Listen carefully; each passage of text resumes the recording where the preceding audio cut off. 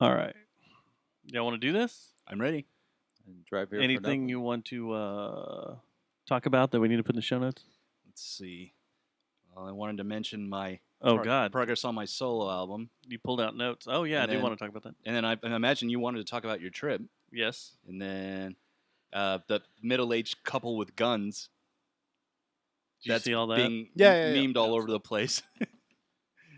I want to party with those guys. They seem cool. They do seem cool. I think they're getting a bad rap out of all this. I think they were doing what any They're good fucking lawyers too. Like American they should do. They is knew what they were doing. They're defending their property. Are they really? I have They're no lawyers. I have They're no lawyers. idea about any If you of the, read anything about it besides looking at the picture, you realize, oh, these guys, They're lawyers. they're lawyers. They're not gonna be that rich and not know gun law. Oh. I was gonna say things like they're That pulling is up true. Brian Wilson. Except- That's a awesome publicity stunt that they did. If that's the case. She had terrible trigger control. Her trigger discipline was terrible. Well, Oh, yeah, what, and the way she was yeah. holding Oh, her I gun was Yeah, it was also terrible. also bad. Oh, yeah. really? Yeah. Oh. Anyway, all right, let's do this. You ready? You have to zoom in to see that she's holding a gun. I like the people that have dressed her up as a hamburglar. That's awesome with that shirt. Oh, I That's haven't seen great. that. Rubble. There's a ton of memes. All right, let's do this. You ready? Yeah. All right. This may be loud. I don't know. We'll see. You were getting caught up with your pals the other day. I'ma just do concept. Tick tock. Yeah. A. Yeah. Huh. Bruh. Bitch. Yeah. Time out. Time out. Time out. This episode of the Guns Last Kicker. is brought to you by Geist Note. and Victor Wrench. and Plastic Object. This program contains graphic material, Oh, including offensive language. Viewer discretion is advised. COVID-19, I will eat your ass. COVID-19, I will eat my neighbors. I will eat your ass. Win! My superpower is being honest. Eat! I'm not letting my kids die. And your kids die too. In the name of Jesus, I will eat your ass. I'll grow on you. I will eat your ass first.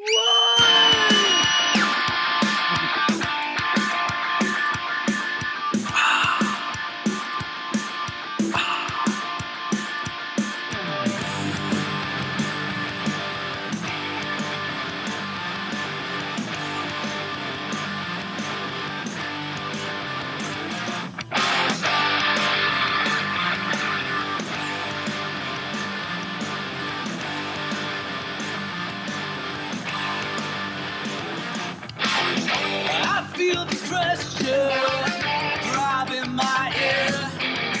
My pulse is pumping. No signs Pretty good. There's strength in numbers. Nervous and silent. This is our moment. We are the valley. Looks like crowd control is nowhere to be seen. In between.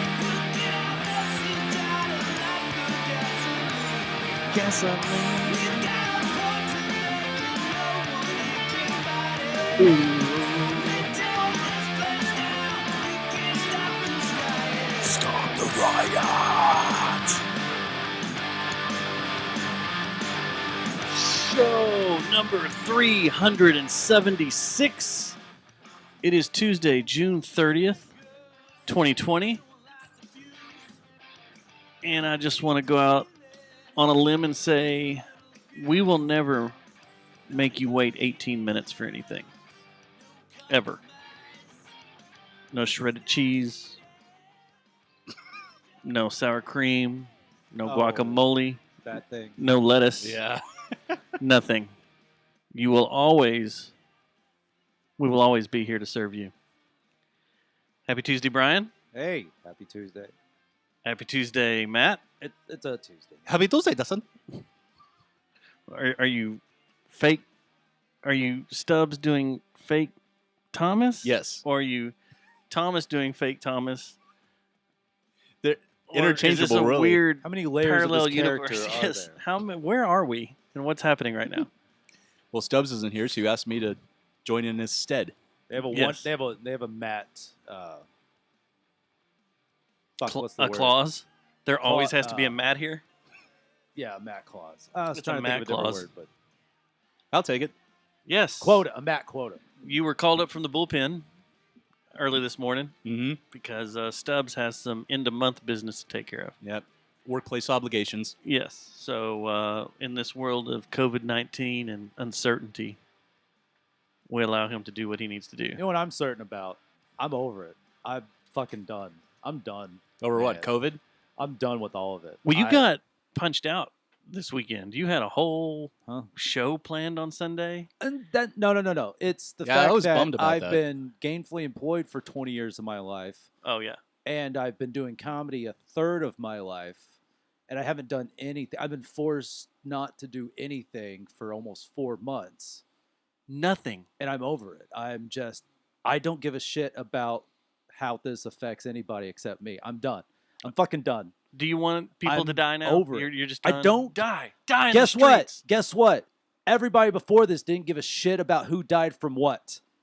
It's true. Think about it. We did not. You went on day to day knowing that so many people were dying of so many things Of because cancer, there are statistics to back it car all crashes. AIDS. up. I'm done. Like I can't go back to my life. So I've sacrificed it all. I'm being a good little soldier. Are you falling down? And Are you going to be you Michael know what? Douglas You walking down the know street with a what? briefcase? at least And an Uzi. at least Michael Douglas and Falling Down had a job to walk away from. I thought he lost And his I'm job. still trying to get my first unemployment check. And you know what's really fucked up is today I was mowing the yard, and because that's like Your lawn? Or are you the- doing? Are you doing other people's lawns no mine. now? We have a No. quarter acre in the backyard and in the front yard. And God help you. So you haven't my started a lawn family business. is very reserved, and to where I only really through like a yelling match with my mom about a punk band T-shirt that I saw. I saw this band at 1919. No, it was someone's garage. 1919. How This fucking show- old are you? I have a different. I'm 30. I know. I have a different 1919 story in my head. This wasn't 1919. It was some guy's garage in Dallas. I saw The this band. club, 1919. Yeah, I I head thought you saw- saw him in that year. I saw a band at a guy's garage. There are all these great punk bands. This band that came through called Uzi Suicide, and I was just like, just like straight up thrash punk. They're awesome. Bought a shirt.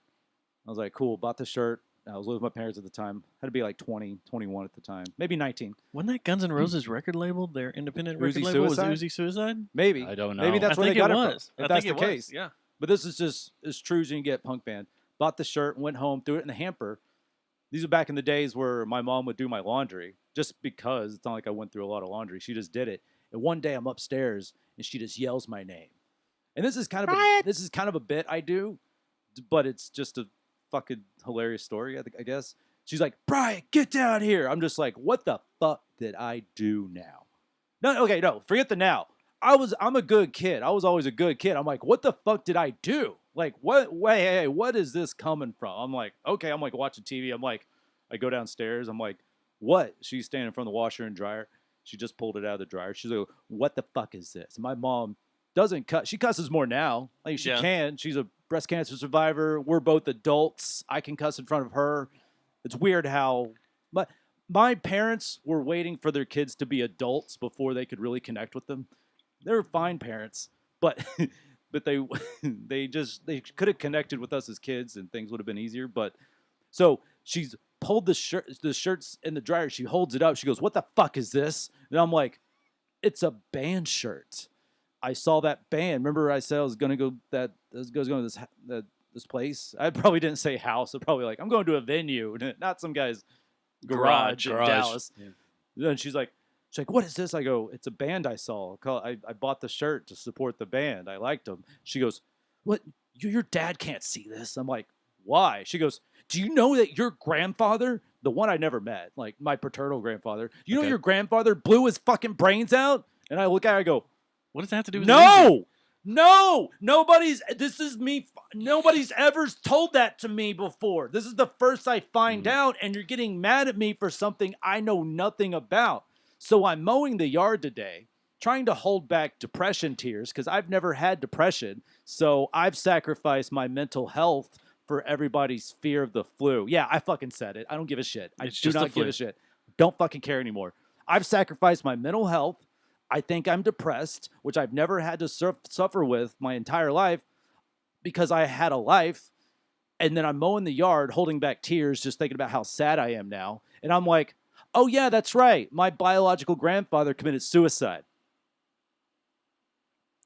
On top of that, And that I was not where I was expecting this to go. yeah, But damn, because I never would have known about it. And here's the thing. if you didn't buy that punk rock That's- shirt and see that band, That's where I first heard it. And then years later, my uncle gave me a few more details. Never talked to my dad about this. Like, you know, I don't feel the need. And then I've talked to my sister a little bit because if I need to learn anything about the family, I'll just ask her. And apparently he had, I think I did learn from my dad in the past year or so that he was a junior. My dad was a junior. So I was like, what was his name? Can I at least get a name? He was just like, I was a junior. I was just like, oh, okay. I don't know anything about the guy. He was dead before I was born. So it's like one of those, Gene Taylor, you know, not blood grandpa, but he's my grandpa. Rest in peace and all that. I was just like, oh, yeah, that's right. Suicide is a thing in my family. Cool. And now I can't do anything I mean, if you think about it, except this podcast every Wednesday. Thank you, Dustin, for You're letting welcome. me have one but string it's of sanity. Tuesday. by the way, happy I hate to Tuesday, tell you Brian. what day it is. Did I say Monday? You said Wednesday. Whatever. It's Tuesday. It doesn't matter. I really- Wednesday is when I have to file for my unemployment checks, which I still haven't gotten any money from that. So Yeah, how's that going? Because all that shit's I all don't backed know. up. I told him Like my a last bad day I toilet. worked was March 13th, and the first day to file is like from the 8th. My first file date I can't get because I worked during that week, and I'm just Uh-huh. like, whatever. Why did I tell you all the truth, anyways? So we'll see. think And everybody's lying on all their when shit. it does come through, I'm gonna make a lot less than I made while working. So Uzi Suicide was the vanity label that was created in 1986 by Guns N' Roses to release their first record, Guns N' Roses Live Live Like a Shit, Suicide. Like Hell a yeah. Suicide. That was that band that was a sweet deep cut. So that's Fucking when you A. said it. I was like, Yep. yeah, I think that was on all their records. They put it on there as their So I sub think label. I would sometimes put that in. I have like bits about going to punk shows and shit, and buy like a merch table. I love that merch table bit, and so I think if I had time to fill, I just wanted to see how I threw that in there. Just like my mom just telling me, my mom being mad at me for A punk discovering shirt my paternal granddad killed himself. threw a punk Just shirt threw- in the washer. Thank you, GNR. There For you go, letting Guns N' me Roses. learn about this family secret or something, because my family doesn't you should talk write about. Axel and slash a letter. I should. My family Let's see just what they say. doesn't talk about like I don't inquire about Hey. much, but we're not even like super religious. I can't even blame it on, well, we're Jewish or we're Catholic or we're Irish or something. I can't even throw it on a cultural religious aspect. They're just not open people. No, I totally get it because Yeah. that's the way my biological dad's side is. Yeah. I didn't know anything about anything from that side past my dad, aunt, and uncle until I was, I don't know, 27, 28. I had no idea my grandparents, Yeah. how they came over on that side, what was going on. I knew they came from Germany Yeah. shortly after the war and had some ties in the war. I didn't know any of that until my aunt started putting together like a little family tree Yeah, type there's someone thing. in the family that just like, And I need she's to like, know "We how need to-" all this works. And my sister's someone, I would lose track of my cousins' names just because I don't interact with them much. And at one point in time, my dad's side, so not biologically, but that my aunt and uncle already have like 4 or 5 boys. And then they went out and adopted 3 girls from Russia. And Really? all these girls are like 19, 20, 21 now. Hot? Dude, they're babies now. I don't know. It's been a year. They're It's also- babies now? No. They're like Oh. 21 now, I think. Yeah. Something like that. Every time I see them, I'm like, you're adults now. But in my head, Oh, I got you're you. Yeah. Toddlers, You're yeah. my Russian still cousins. toddlers, yeah. And that's just happened. Well, they came over here with their kids. They have zero link. Why'd they adopt Russian kids? Like, They got plenty of orphans over there. They were just getting rid of them, or Because of communism, there's a lot of orphans. But is it like and thanks to puppies? If you communism, don't take the baby, people, they'll put them down. Say what? If you don't take the babies, they'll put them down, like Probably. Oh, like euthanasia. or like a dog pound, a kennel. And now everybody wants communism in America now. So Yeah. guess what? Get ready for That's the what orphans, happens. baby. I hope Chinese parents want American orphans because that's the way it's gonna go. Well, soon we'll be killing off females all over the world. Because isn't that what the Chinese do? They kill off all the females. They have they ended the I don't one child fucking know. policy like I don't know, a decade or so Yeah. ago. It was like decade But ago. there's still that has permanently crippled that country to where one, their military is full of a bunch of soy boys. Yeah. Soy So boys. their men are you know, Mhm. Oh, like and like then higher estrogen levels. Is China that what you has mean? to import wives from Laos, Thailand, and Vietnam because there aren't enough Chinese women for the Chinese men because the disparity is fucking huge. Yeah, probably North And then Korea it's too. Chinese and then they turn women- into racist because the Chinese don't like any other Asians. Oh so, yeah, So then there's a big race issue. Asian to Asian racism is something I It's- wish it's pretty crazy. I wish Americans would know more of, just because I'm like, it's if you knew that racism isn't, yeah, white people have done the racism. We get that, but that's our perspective in America. Yep. If you go over there, like when your ignorant Americans just kind of like, oh, these Asians all look the same. But it's like, oh, if you only knew, they're so different from each other. And a lot of them hate the fuck out of each other. They all It's hate each hilarious. other. Koreans hate Japanese. Chinese have a great reason to hate the Japanese. I get that. Rape of Nanking, et cetera, et cetera. Chinese have plenty of reason to hate Chinese because they, But all of them came from Now. Genghis Khan. yeah. I he mean, fucked technically, everybody. like, he fucked yeah. everybody across that country. They say like what all across the steppes. 3/4 of the world He can was- trace their roots back to Genghis Khan. Yeah, I heard that on He Joe was- Rogan actually. It's like He was fucking leaving crazy. seed all across the Asian steppes. All over the That's place. STEPPES for you non-geography heads out there. Geography is a very important subject, and I love it. So, So we spell it like the last name. I don't know where this all goes. So, yeah. if we're gonna shoot the shit here, we talked. It's like as soon as we stopped the show last week, or maybe it was on Wednesday, Betsy Price came out and forced face masks on everybody. I pay in so Tarrant little County. attention to local news. Went I out just in don't- public and out of business. Yeah.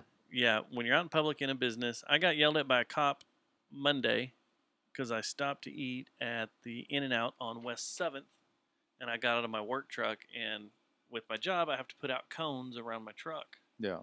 Well, I hadn't had my mask on, and the cop was sitting there patrolling the In-N-Out and Wendy's parking lots at lunchtime. Libertarian me says this is a Watching, waste of government money. it really is. Okay. But he was watching people go in and out, and he goes, "Hey, if you At go in In-N-Out? there, you got to wear a mask."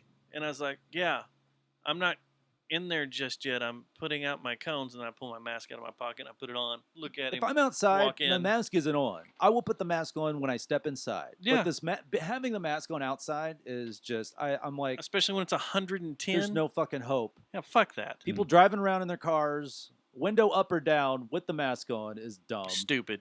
I've seen people walking around with. Unless you're just getting in and out of your car a million Yeah, times, yeah, like yeah. a UPS I get driver that. or But FedEx if you're part of driver, a I get it. protest or a riot, like the song, my band's old song, that's different. Yeah, that you protests played and at the start. riots are the vaccine, and I think it's still so dumb. And I've seen this on Twitter. I'd like to see how people are saying that the friends that are contact tracers, they're being told not to ask if people were at. Now again, it's hearsay on Twitter.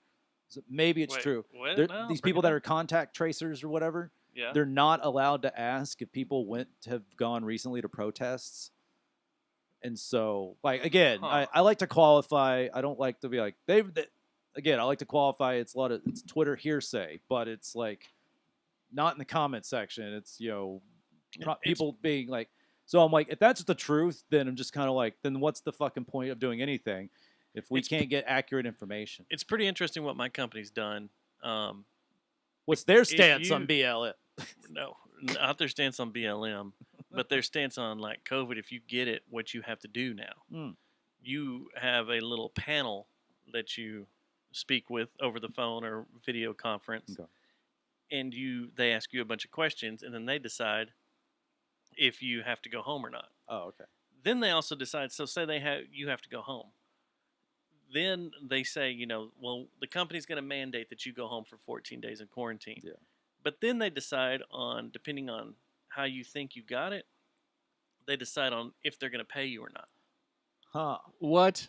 Which What? I'm part of a union, Uh-huh. and in the union contract book, it tells you there's a whole paragraph on quarantining that's been in there for. I've got like all my union books since I started. Yeah. And It's always thought- been in there. I was like, let's go back there and look. And it's always been in there because if you travel somewhere and you're quarantined coming back from somewhere, that's why it was in there. okay, yeah. But it says in there. Little did they think it would, if it would any- reach yeah. our shores. Yeah, it would reach our shores. Yeah. So it says in there, anytime the company mandates quarantine, you are to be paid your Okay. full amount Tight. for however many days. Free 2 weeks, baby. Well, the company likes to pretend like they are way more powerful than any union, and they can supersede any local or national government law. We've had to fight them on a lot of things. Mm. And yeah, they're trying to do this to people. People are going home for 14 days. They can't fight it because they're not at work. So they try to, call HR and stuff, and HR's like, well, we'll take care of it when you get back to work. Or they call our union hall, and the union's like, we'll take care of it back when you get to work. So there's a bunch of people that are sitting around for 14 days not getting paid that are fucking pissed. Yeah. I'm waiting for one of these assholes to show up at one of our work centers and just be like, all right, I'm done. Yeah. Because we're reaching the point where Demos Diaz. people are getting pissed. Yeah, just like Demos Yeah, Diaz. like me. Luckily, I don't own a gun, but Pe- also I'm reaching my limit of giving a fucking shit. And my best friend he'll text me and he'll be like, "Man, I'm sorry you're sad and all that shit." Just because this is all new to me, being this fucking sad. It's just I've always had. And the thing Is is, it full sadness or is it also anger? dude, no, it's every other day. Like it switches from day to day. One day, like seriously, like in the last week, like it would flip flop from day to day. One day I'm just like in a funk. I'm like, ugh. And one day I was fucking pissed. I like tripped over a dog toy, picked up and threw it. And what's And- bad is we don't have an outlet right now. Don't. Like when I would get really down, it'd be like, I'm going to go see my friends play Yeah. a band, and I'm going to go chill I out, think relax, enjoy some music, Yeah. and associate with friends. You can't fucking do that right now. And I've been And a it contributing sucks. member to society for fucking 20 years of my life with a job. I think I've always been a decent person, and now all that's cut off, and now I'm just kind of like, well, I'm being a good little boy. And so like my friend will he's like so for years I feel guilty for being sad because I'm a white dude in America. Like, and There's I'm no like, reason to no, feel no, guilty I for know, being I know, sad. but Yeah. I'm in the comedy world and I have social media, and so and none of that's ever like really affected me because I'm like, that's Is it fine. now? It gnaws at you because it's like it's getting racist so hyped up now, It's And maybe- affected me. and now it's just kind of like I'm not allowed to be sad. I'm a white dude in America. I have it good, but also I'm not allowed to do anything that I've been able to do for the last 20, 30. I'm 36, but I've been working for the last 20 years of my life. But you're also Straight up. portrayed through social media. You're supposed to be guilty for everything right now. Yeah, and hearing podcasts, people deconstructing like that fucking White Fragility book. I laugh when I hear it just because What? they're you haven't Yeah. heard? Oh, there's a book Oh, that is God. being pushed everywhere. This lady was on Jimmy Fallon recently, Robin DiAngelo. It came out 2 years ago, but now it's really getting popular. It's called White Fragility. Sold And out this everywhere. lady goes and she gets paid fucking loads of money to go to corporate type environments and to talk to people about race. And basically, it's basically how everything white people do is a microaggression and all that fucking shit that we thought was funny a couple years ago, but now it's like super mainstream, and you're just kind of like, oh, okay. And then I want to fucking punch the next person that says we're all in this together. Like, you want to talk about some fucking Orwellian doublespeak? No, we're not all in this together because we're not allowed to be together, so we're all alone. Also, that alone together fucking hashtag. Oh my god, I wanted to punch everyone. I haven't seen that. That Because- was like about a month No, ago. Because just like you, We're there's not a lot in this of people, together because I'm forced to be home alone and No. I'm fucking spiraling down the drain. And there's a lot of friends of all of ours that, in order for them to survive, they have a social aspect to themselves. They have to be Yeah. able and go I'm a out social person. and be around people. Yeah. They have to. I don't get any like social media to me is a thing I have because of comedy. I promote That's my why I have shows. it. I have I it because try of to be photography funny. in this show. But in my regular life, like I love, man, I had this great thing that I was gonna post. I just deleted it. Just talk about like I've always loved. My job's had me at bars for the last 5 years and at gas stations, having random conversations with people. I love random conversations. I've always loved being at bars, like dropping into like a random bar, whether it's on my own time or not, and just having these amazing fucking random conversations with people. We buy each other drinks. We like you hear someone and like you hear it and you're like, man, this person sounds genuine. They have no reason to bullshit a fucking stranger. Why would they? And you have this great conversation. You go from anywhere from 10 minutes to 2 hours. I've had many of these in my life. And that, guess what? At the end of it, you don't even exchange names. And it's fucking magical. And I'm just like, man, that was great. And you're on a high for the rest of the night. And then you're so like, you didn't have a name tag at your... no, like job? this is like on my. I remember being at Jay Gilligan's one night, and I the thing is, you don't remember you might remember some details, but then it's like a dream where it just bleeds like sand out of your ear after a while. But you remember the fucking moment. You remember that was a beautiful connection between me and a stranger, and it was just like we were just telling stories, or like, and maybe for the most part, the other person's way more interesting than I am. But I'm like sociable and friendly to hear him out. And then, and that was, happened during comedy, during open mics or just being at random bars. If you change it, if you don't just like stagnate at one bar, because plenty of those people, but like just having these great random conversations with strangers. I love talking to people, Social media doesn't do anything for me. It never has, because it's just a way to get out my name as being a comedian. I got a show coming up. I'll throw out something funny. But now I don't even know what's fucking funny anymore, because everyone, I'm like, man, I'd love to make a joke about COVID or maybe these protests, but it's going to piss somebody off. Hey, maybe I'll post about being sad. I'll be honest with people. Oh, here comes people saying, hey, a lot of people have it worse than you. Well, no fucking shit. They've always had it worse than me. But guess what? That's what kept me as a decent dude that had a job and, a comedy career. And now I have none of that.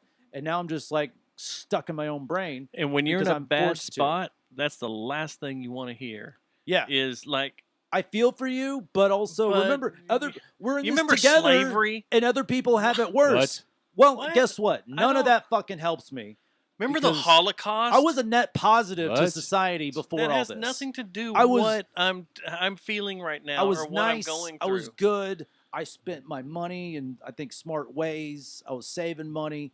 And now all this happens, and now I'm just a negative piece of shit. But I don't even post it online because I don't know what's going to fucking trigger somebody. And I hate even using those words, but whatever. But it does. Yeah. That's why. Like, I want to question a lot of things, but these I'm going to get accused of being this, that, and the other, even though, like, I'm like, I feel that accusation is going to come my way that will completely discount my entire life of actions and what I've done as a person. Like, I'm like, oh, like you'll get canceled. You'll get the cancel culture. I'm like, what? The noodle gun will hit you. Yeah. Yeah. I think that should be the sound for the noodle gun. 'Cause The I picture a gun actually Noodle gun? shooting a bunch of wet spaghetti. It's off of this podcast, No Agenda. Yeah. So they have a clip from a guy who, this fucking little fucking communist that doesn't understand how New York business City. works. He's from New He York worked City. at like an independent ramen restaurant, and he was just like, our boss is a dictator or something. I'm just like, there's got to be like 15 employees at this whole place, but you think we want to unionize this ramen restaurant. not even understanding how expensive Unionize a ramen restaurant? Yeah. That's a new one by me. Yeah. And it's these kids that don't understand how business works, and it's just like Predator's noodle gun. Sorry, go on. No, yeah, it's just, but because he worked at, this place had the word noodle in the title. They started the calling host, him Noodle Boy. Noodle Boy, which And elevated to Noodle Noodle Boy. Gun because Noodle Gun. I'm like, you're going after what they didn't work at a chain. It was somebody started this idea of a business, boutique ramen Hired- restaurant in New York hired City. these kids who probably needed a job. Who knows what? Maybe this kid was a waiter. Maybe he cooked. Maybe not. He sounded white. So But maybe he's going off. He's going off on his boss. Our boss. He expects us to be here on time. Be here on time. That's a and literal he quote. expects us to work, and he expects us to service all these tables, and like all these expectations. You're like, Okay, those are that's a normal normal expectations. job. Like, For a restaurant, even in a great economy, is still fucking risky as shit. Like that, it's a fucking miracle if your restaurant that's an independent restaurant is like profiting, and you can pay your employee. A lot of owners don't even pay themselves because they have employees they need to Yeah. pay. You have to pay employees to have a Yeah, business. I was shocked to see a new barbecue restaurant on 26 on the way here. Really. That was aside from well, City Hall. They changed ownership.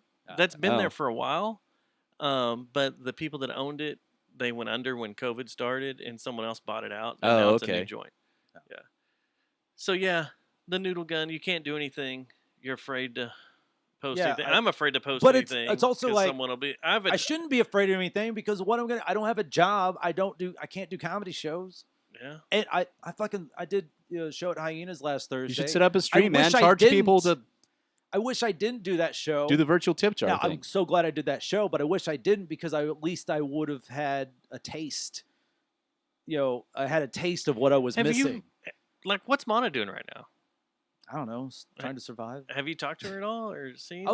I had a message from a comic in Arkansas who had me booked on a date in May, and he was hitting me up. He was like, "Man, I can tell you're missing it. Have you thought about?" He was trying to give me some ideas about trying to find like an outdoor spot or something. Well, she did that No, yeah, funky yeah. picnic thing. That's kind of cool. So Why not see about the drive-in theater thing? no, I don't. Like Oh, you're doing fucking and just doing one-offs. Oh, yeah, the I just Coyote? don't. There's no desire to try to produce anything right now. I just don't give a shit. You don't have any desire. Fucking over it, man. Like what was great? Are you gonna turn into a hate comedian? It can be done. Dallas Comedy House, to Amanda Austin's fucking credit, they're doing everything they can with their outside patio, and it's right there on Main Street. They get constantly interrupted with loud ass cars, motorcycles. Like they've been doing. My buddy Cheyenne is booking these shows. They might do some improv or something, but they're doing. A couple weeks ago, I did a stand-up comedy show there. I got paid in 3 drink tickets that were either good for a drink or an entree. So I got 2 drinks and a meal. Bought a beer on my own dime, just so I could, leave a tip on my card and everything. Yeah. But I was just like, she's fucking trying, and I fucking respect the hell out of her. She's on her 3rd location. They've moved and gotten bigger each time. So it can be done, but they just have this patio that it works for what they're doing. But also everyone's all spread out, and that I'm like, That's it's weird. fine. Yeah. It was something to do to break the monotony and just get out of my fucking house. It's always a treat when I can get my car over 60 miles per hour. That's as low as my expectations are for life right now. Driving here, I'm like, I'm going fast. All right, and then the exit pipeline. We can do some runs out to the fireworks stands out in Parker County. All right. We'll get up over 60. I need to make some runs out there.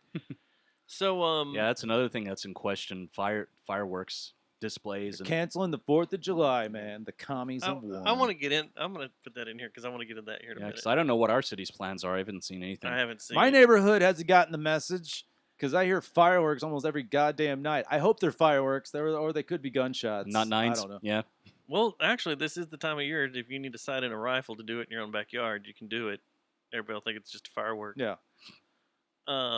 So you this weekend, Matt Thomas, were Yes, Dustin. working on your own temple, Yep, my dungeon. your dungeon. That's what you call it. Yep, the dungeon at Castle Fujiwa. Okay. Mhm. How's it coming along?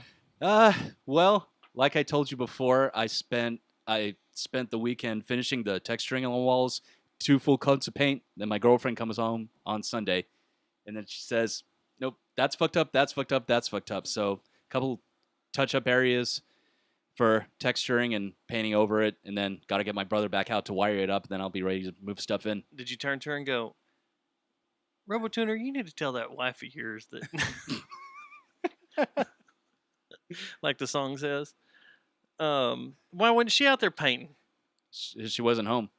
Well, she can get out there and paint now Yeah, she's gonna help me. and fix it up. Yeah, People that are picky, yeah. It's not just up to make me. it better.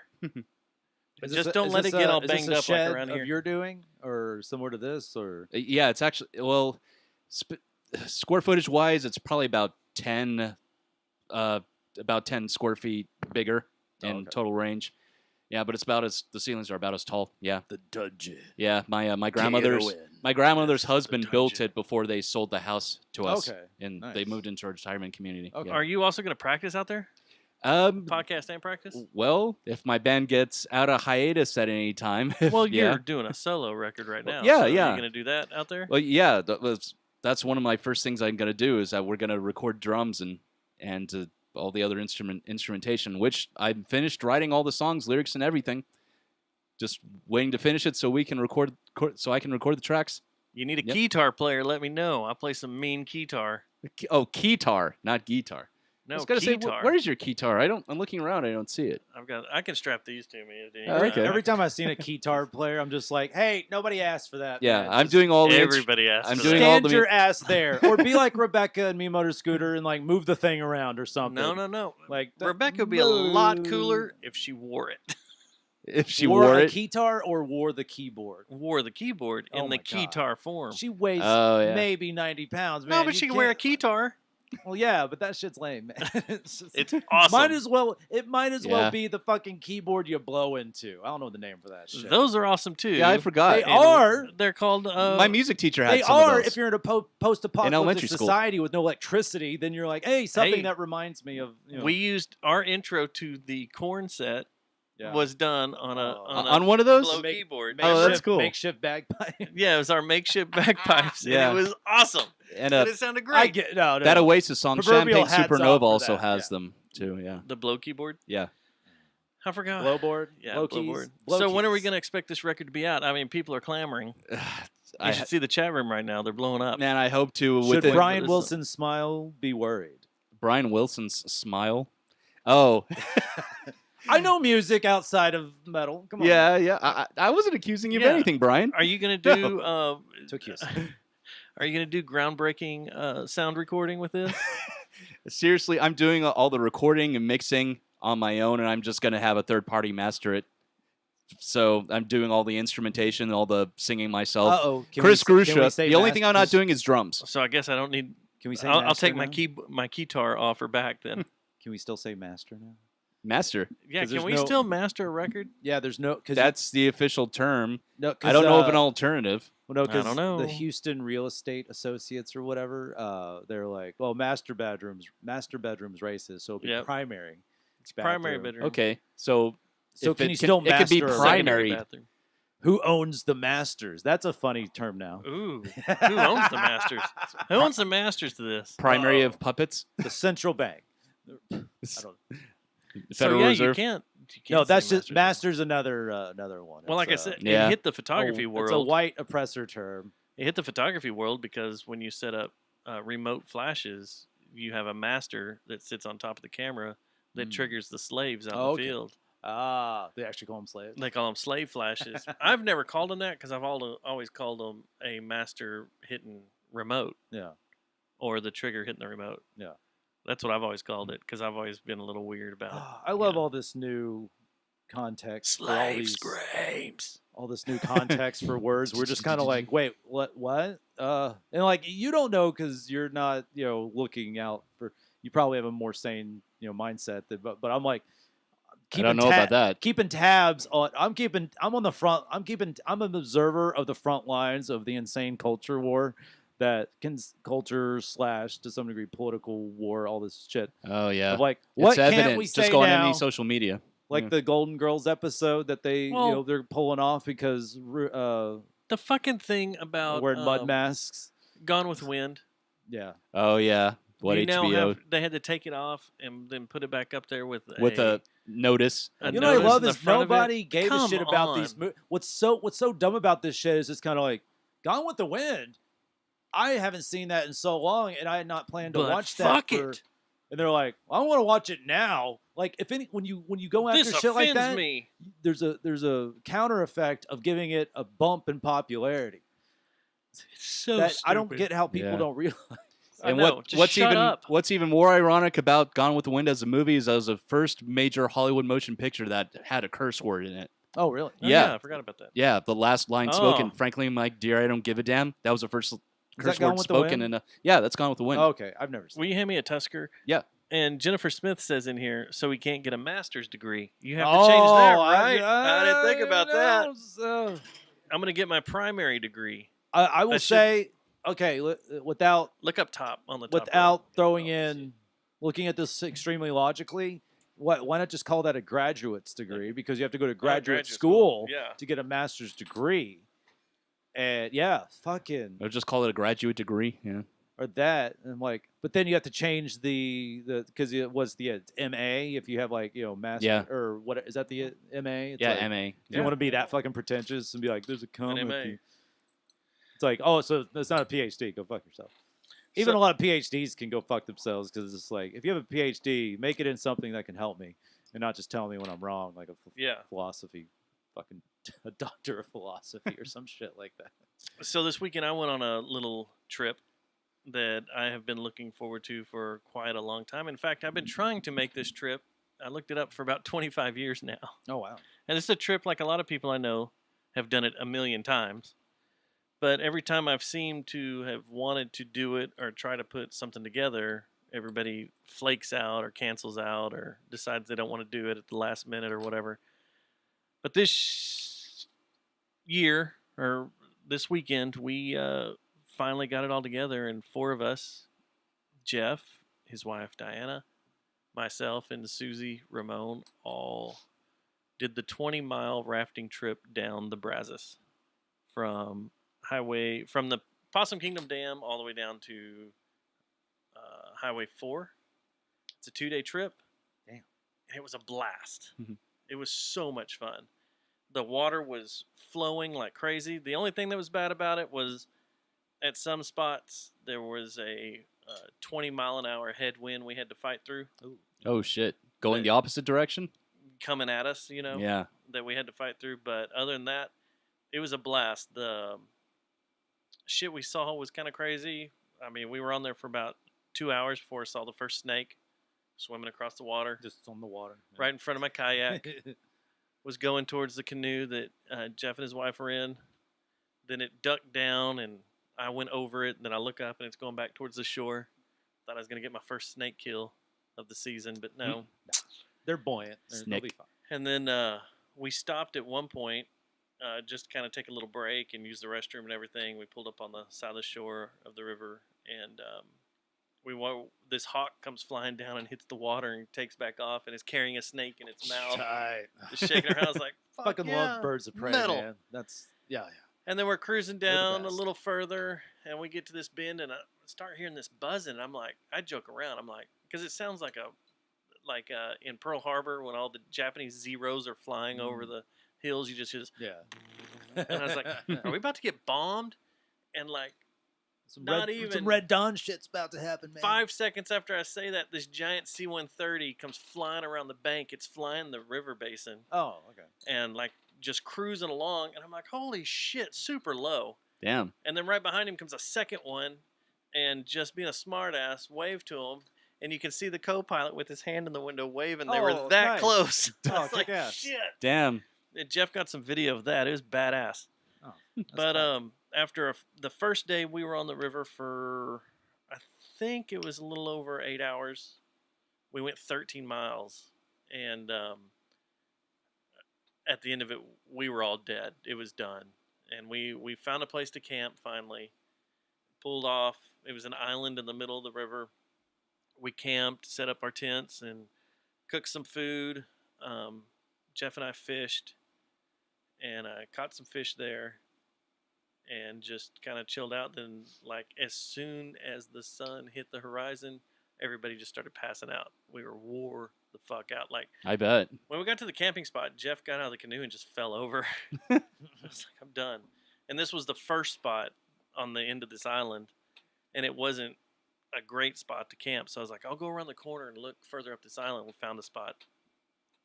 But as we're sitting there, like, cooking food and stuff, we're hearing these girls, like, talking, and people come by on canoes every once in a while. Yeah. Or in kayaks. And these girls are talking, like, hey, is there someone over there? Like, yeah, we're over here. Like, do you have phone service? We need 911. This is an emergency. Oh Do shit! you have-" What? And so as they're saying that, I'm standing along the bank taking a leak. And I hear them, like, yelling that. So I turn around and I start walking Are towards they going camp to call 911? because I'm for- taking Hold a on. leak. Let me put my dick back in my exposure? pants Yeah. first. I'm being canceled on the Yeah. Brazos. Now, Canceled on the Brazos. you're in an area, this area has no service. You're in the middle of Yeah. nowhere. Like, you couldn't. So I walk back over to camp as they're talking, and I'm looking at my phone, trying to get it to come on and get service. I'm walking around the camp because I was getting text messages intermittently while we were sitting at camp. Yeah. And finally, I get service. And as I'm trying to get service, this one girl goes, my husband was just bit by a copperhead. Fuck. Oh shit! Gonna have So- a bad time. I get service. I throw my phone to Jeff, and I have a first aid kit with me. Yeah. And I'm looking at the first aid kit, and I couldn't remember if I put a snake bite kit, Okay. Oh, like anti-venom? anti-venom, and a snake bite package in the kit. So I threw my phone to Jeff. I said, "Here, go help them. Let me look in the kit." And I'm looking through the kit. I didn't put it in there. And they get a hold of out there. It's Palo Pinto County Sheriff's Department, and the Sheriff's Department. They're talking and telling where they are, trying to kind of tell because you kind of describe where you are on the river. We have to triangulate your position. And there's this house up on a hill that's pretty well known. So they're like, "We're up here by this house. We're across the river from it." Blah blah blah. Oh, I'm Hill like, House. okay. Oh, okay. So they hand the phone back and they start. They're kind of freaking out, and they start paddling back up towards their camp. And their camp was probably about, I'd say, 600 to 800 yards from where we were staying. Oh, okay. So we're just kind of like, well, that was interesting. There's nothing you can do. Yeah. There's Yeah. nothing we could do. It's like, what are we going to do? Go up there and stand around? Or Draw straws, or who needs Yeah. to suck on this guy's bite? which you is know. the worst thing you should do. Yeah, I mean that's shit. 'Cause I'm Yeah, like, it's not city slickers. can- Don't suck out the yeah. poison. Yeah. Anybody. I saw this in Here, a movie. here's a- Then don't do it. Snake Safety 101. Don't suck out the poison of someone that was bit, 'Cause then because Someone else just that's got- two people yeah. that are. Yeah, you could ingest it. Mhm. It's common sense. I put it So- in my mouth. If I just spit it right back out, it'll be fine, right? So we're just kind of whatever. Then I get a call. My phone starts ringing. I'm like, what the hell? It's the Palo Pinto Sheriff's Department. And like, hey, we're gonna send a game chopper. warden up there. If you can kind of help them where they are, kind of tell the position of where they are, jet they're ski? going to That'd be come in rad. through the Boy Scouts camp and work their way up. And I'm like, okay, and she goes, and they'll be in a truck. And I'm like, in a truck or a boat? And she goes, a truck. And I'm like, well, we're on an island. How are we going to help them? There's river on both sides of us. It's an amphibious truck. And the reception kept cutting out. That'll be It badass. was so finally the reception just completely cut out. And I was like, well, shit. Hope they find them. It's about an hour later, we started hearing some sirens working their way. Yeah. Okay. Yeah, They were hitting sirens to kind of communicate. Well, kind of go to bed, and I couldn't sleep at all. And the weird thing I kept thinking about was the way my tent is it's got a screen in the front and a screen in the back. Well, every time I'd sit down in there and lay down, I didn't tell any of the other guys this while we were there. I kept freaking. My head is right up against that screen, and all I could think about was a snake slithering up there and just striking me in the back of the head Through the net. all night. So Nothing I'd, but I'd net. sit up and I'd move around and I'd get up and I Jeez. just couldn't sleep at all. And then there was something in our camp at night. I couldn't figure out what it was. I think it was a raccoon, but it kept running around doing stuff. Anyway, so didn't get much sleep at all. Got up the next morning, sunrise. Sun starts coming up when you're camping. You're like, okay, I got to get up. Can't really filter that Can't shit out. snooze the Mm-mm. sun, man. Yeah. It starts getting hot. So we eat breakfast, drink coffee, start packing up. And since we had gone so far, the plan was to go as far as we could. And then Sunday would be really easy. And we were back fairly, like right around noon, 12:30, 1 o'clock, back to Rochelle's where we rented from. Because they take you up, drop you off, and then you ride back. And it's only, as the crow flies where they drop you off, it's 5 miles. But the way the river goes, it's Yeah. 20. Oh wow. And man, I am burnt as shit to I where love I As can't the stand Crow up Flies. straight. Thank you Yeah. for saying that. That's one of my favorite things. As the crow I like flies. that. As the crow flies. What's that mean? Doesn't matter. But I Find have out. I have like Yeah. 1st degree burns on my legs because all the shit I put on my legs didn't fucking work Oh, cool. at all. No. Didn't work as sunblock at all. I think it magnified. And then we had that Sahara dust. Mm. And a lot of people, when I got back to work, I had some workmates that went out there too. And my boss did the 10 mile with his sons. And then my friends were actually ahead of us. They did the 20 mile. And when we got to talking, they were way ahead of us. They got out there super early and went out. And they have all their own gear. So all they had to do was drive their vehicle up there, drop off, and then one of the guys drives their vehicle back. But they got up there like at 7 o'clock and started. But they were down. If we would have gone another, I don't know, 1,000 yards probably, we could have hung out at their camp. But they said that they were all burnt up too, and all we can think of is that it was that Sahara dust that blew in, fucked with the sun too. Because okay. Yeah. when it's cloudy, you get burnt worse than when the sun is straight out. But Yeah. You remember Like all the that Sahara dust wildfires did. in Mexico back in '98? yeah, Yeah, dude, that was the fucking worst. and I think that's what added to the There's sun. nothing but why does it smoke make it in the air. worse when it's cloudy? Does it have some kind of like magnification It effect? or something? filters it differently, Okay. spreads it out, Oh. Spreads So, out like the spreads out the sun more to where it's not a direct beam; it's more spread out Ah, wide, Okay. so you get burnt worse. Weird. Okay. So yeah, but it was fun. We got back there. When we got done, we were like, man, it was kind of a pain in the ass. It was kind of hardcore with that wind, but I'd do it again. And it's like Sunday night. Was it Sunday night or Monday? One of them. Jeff was going through the photos, and I was going through my photos and videos and stuff. And like he said, he's like, I'm ready to do it again next week. I was like, I'd do it again next weekend too. Got all the shit loaded. Let's go. So yeah, it was fun. Finally got to do it. Like I said, I've been wanting to do it for at least 25 years. I think it's the first time I heard of any of my friends going and doing this.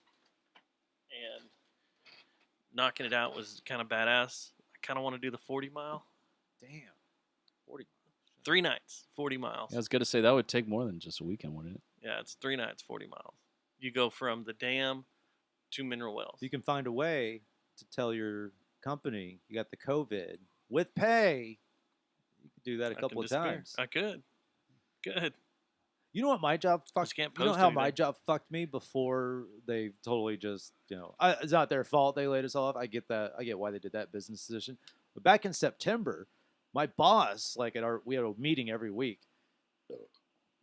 stood up. So our office was in Deep Ellum on Main Street in Deep Ellum. So the office is in Deep Ellum. We work all around the DFW. As far north as Denton, as far south as, I don't know, DeSoto. I went to Waxahachie sometimes, as far east as, Like Tyler? Forney. Not that far, because we all live in DFW. That would just be too far to go to Tyler.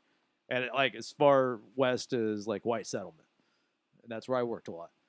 So in September, they're like, hey guys, we just got word, and we just got paid hourly. No raises because we got paid 20 or 25 an hour, depending if we worked in a bar or a gas station, which was totally fine. That was the deal, and that was great. It was just like, all right, yeah, that's the deal. We do that, cool, which was great because also we knew that this is also what sucks is this kind of like people are just like, hey, ask around at your job how much people get paid. See, look at the whole gender wage gap and all that. I'm just like, well, there's none of that shit at our job because everybody gets paid the exact same.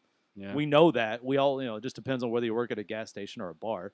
But back in September, our boss was like, hey, guys, we got no benefits. But they said, hey, because of a new law that's come down through the books for the city of Dallas or Dallas County, can't remember which, for every 30 hours you work, and we worked between 20 to 30 hours a week, depending on your availability and how much. I worked like 25 to 30 a week. And at that rate of pay, that's fine. That ain't bad. They're like, for every 30 hours, you get 1 hour of sick leave. And we're like, oh, cool. That sounds great. And then, like in January, it was either December or January, I was just like, no, actually it was November. Right after November, because I had to go to the doctor because this booster shot fucked me up and I had a hole in my eardrum. Long, dumb story. So I was trying to fucking haggle with the doctor wrote this weird prescription for some eardrops that weren't approved by the FDA. And I was just like, I just want my goddamn eardrops. Can you help me out? And I'm calling the doctor's office, the pharmacy, my insurance company, and every single one of them is telling me to call somebody else. Oh, so you do have insurance, or did? I do have insurance. Okay. I still have it, Obamacare shit, which actually has gone way down because I don't have a job. So Okay. it dropped like $100. And I'm like, all right. So it was like back in November, and I'm like sitting there, and I call my boss to be like, I need to get this shit figured out. And I'm just working at a gas station at the time. I'm just like, I need to cut out like 2 hours early. I need to get this shit figured out because I can barely hear out of one of my ears. I need to get these drops so I can fucking start healing. And they're like, yeah, totally. Go take care of that. Which my boss has always been great. They've always been cool. Okay. And so I'm like, all right, I go and I leave, go to the doctor's office. She just writes a prescription for a different kind of eardrops and gets filled within like 10 minutes. And I go to Kroger, pick it up, and I go home. Okay. Figured all that bullshit out.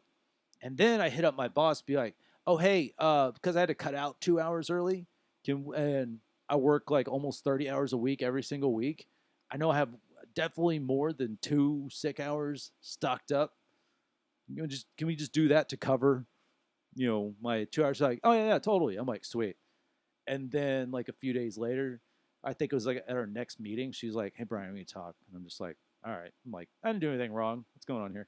She's like, so we found out that the whole sick hours thing is just for, now remember, we work in all the DFW Metroplex. Right. A lot of my coworkers live outside of the city of Dallas, all the way up to Denton. Some live in Fort Worth. I live in Arlington. Yeah. Not everybody lives in the fucking city of Dallas. Some live right outside of Dallas, Richardson, Irving, Grand Prairie, whatever. She's like, that rule about for every 30 hours, you get 1 hour of sick leave. That's just for employees that live in the city of Dallas. I'm like, what the goddamn fuck are you saying? What kind of shit is that? Oh, no, yeah. And what sucks is the company, and like and I get it. All my bosses went to bat for me. I trust all of them. They're all rad people. So this is nothing on my bosses. They're all great people. And I complained to all of them multiple times. And they're like, we know, we just can't. They're like, we talked to HR. They're just going strictly by the letter of the law. Which I'm just like, I'm like, it doesn't fucking matter that we don't just work in Dallas, and obviously not all of us live in One, that's fucking, That's dumb. Forget That's the just- operation that of is our fucking job, stupid. because, like, not everyone that works in a city, in a business that operates and pays taxes to a certain city, lives in that fucking city. Mhm. This is goddamn W. We have cities out the ass. Like fucking micro cities. Yeah. There's Arlington. We have 2 cities inside a city nobody even knows about. Pantego and Dalworthington Gardens. Exactly. I know about them. My Look sister at used to you, live Mr. there. Geography.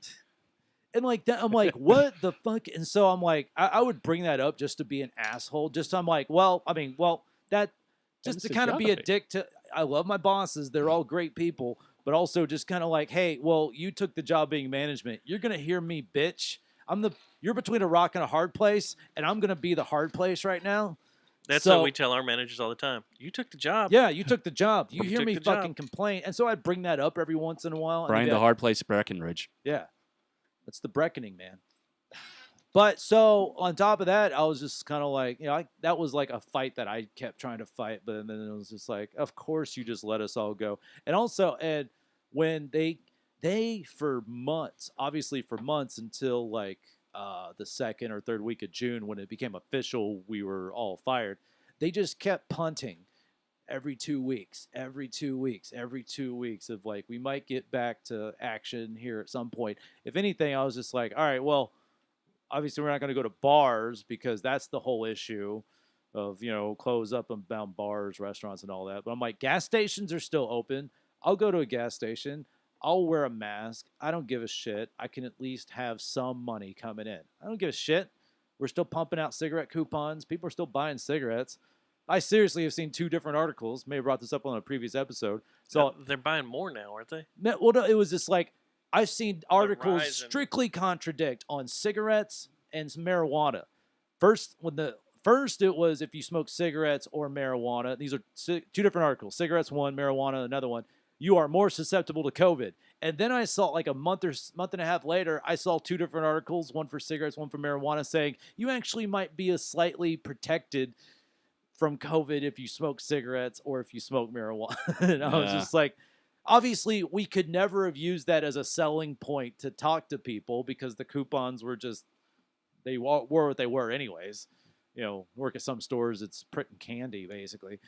And oh god, so that was just one thing. Just kind of, and they like didn't help us out at all. If anything, they could have been like, "Hey, we don't know when we're going to get back to work. Here's $100 a week." If anything, because I worked for a marketing agency, we didn't make sales, which if you work at a business, the amount of sales you make, commission.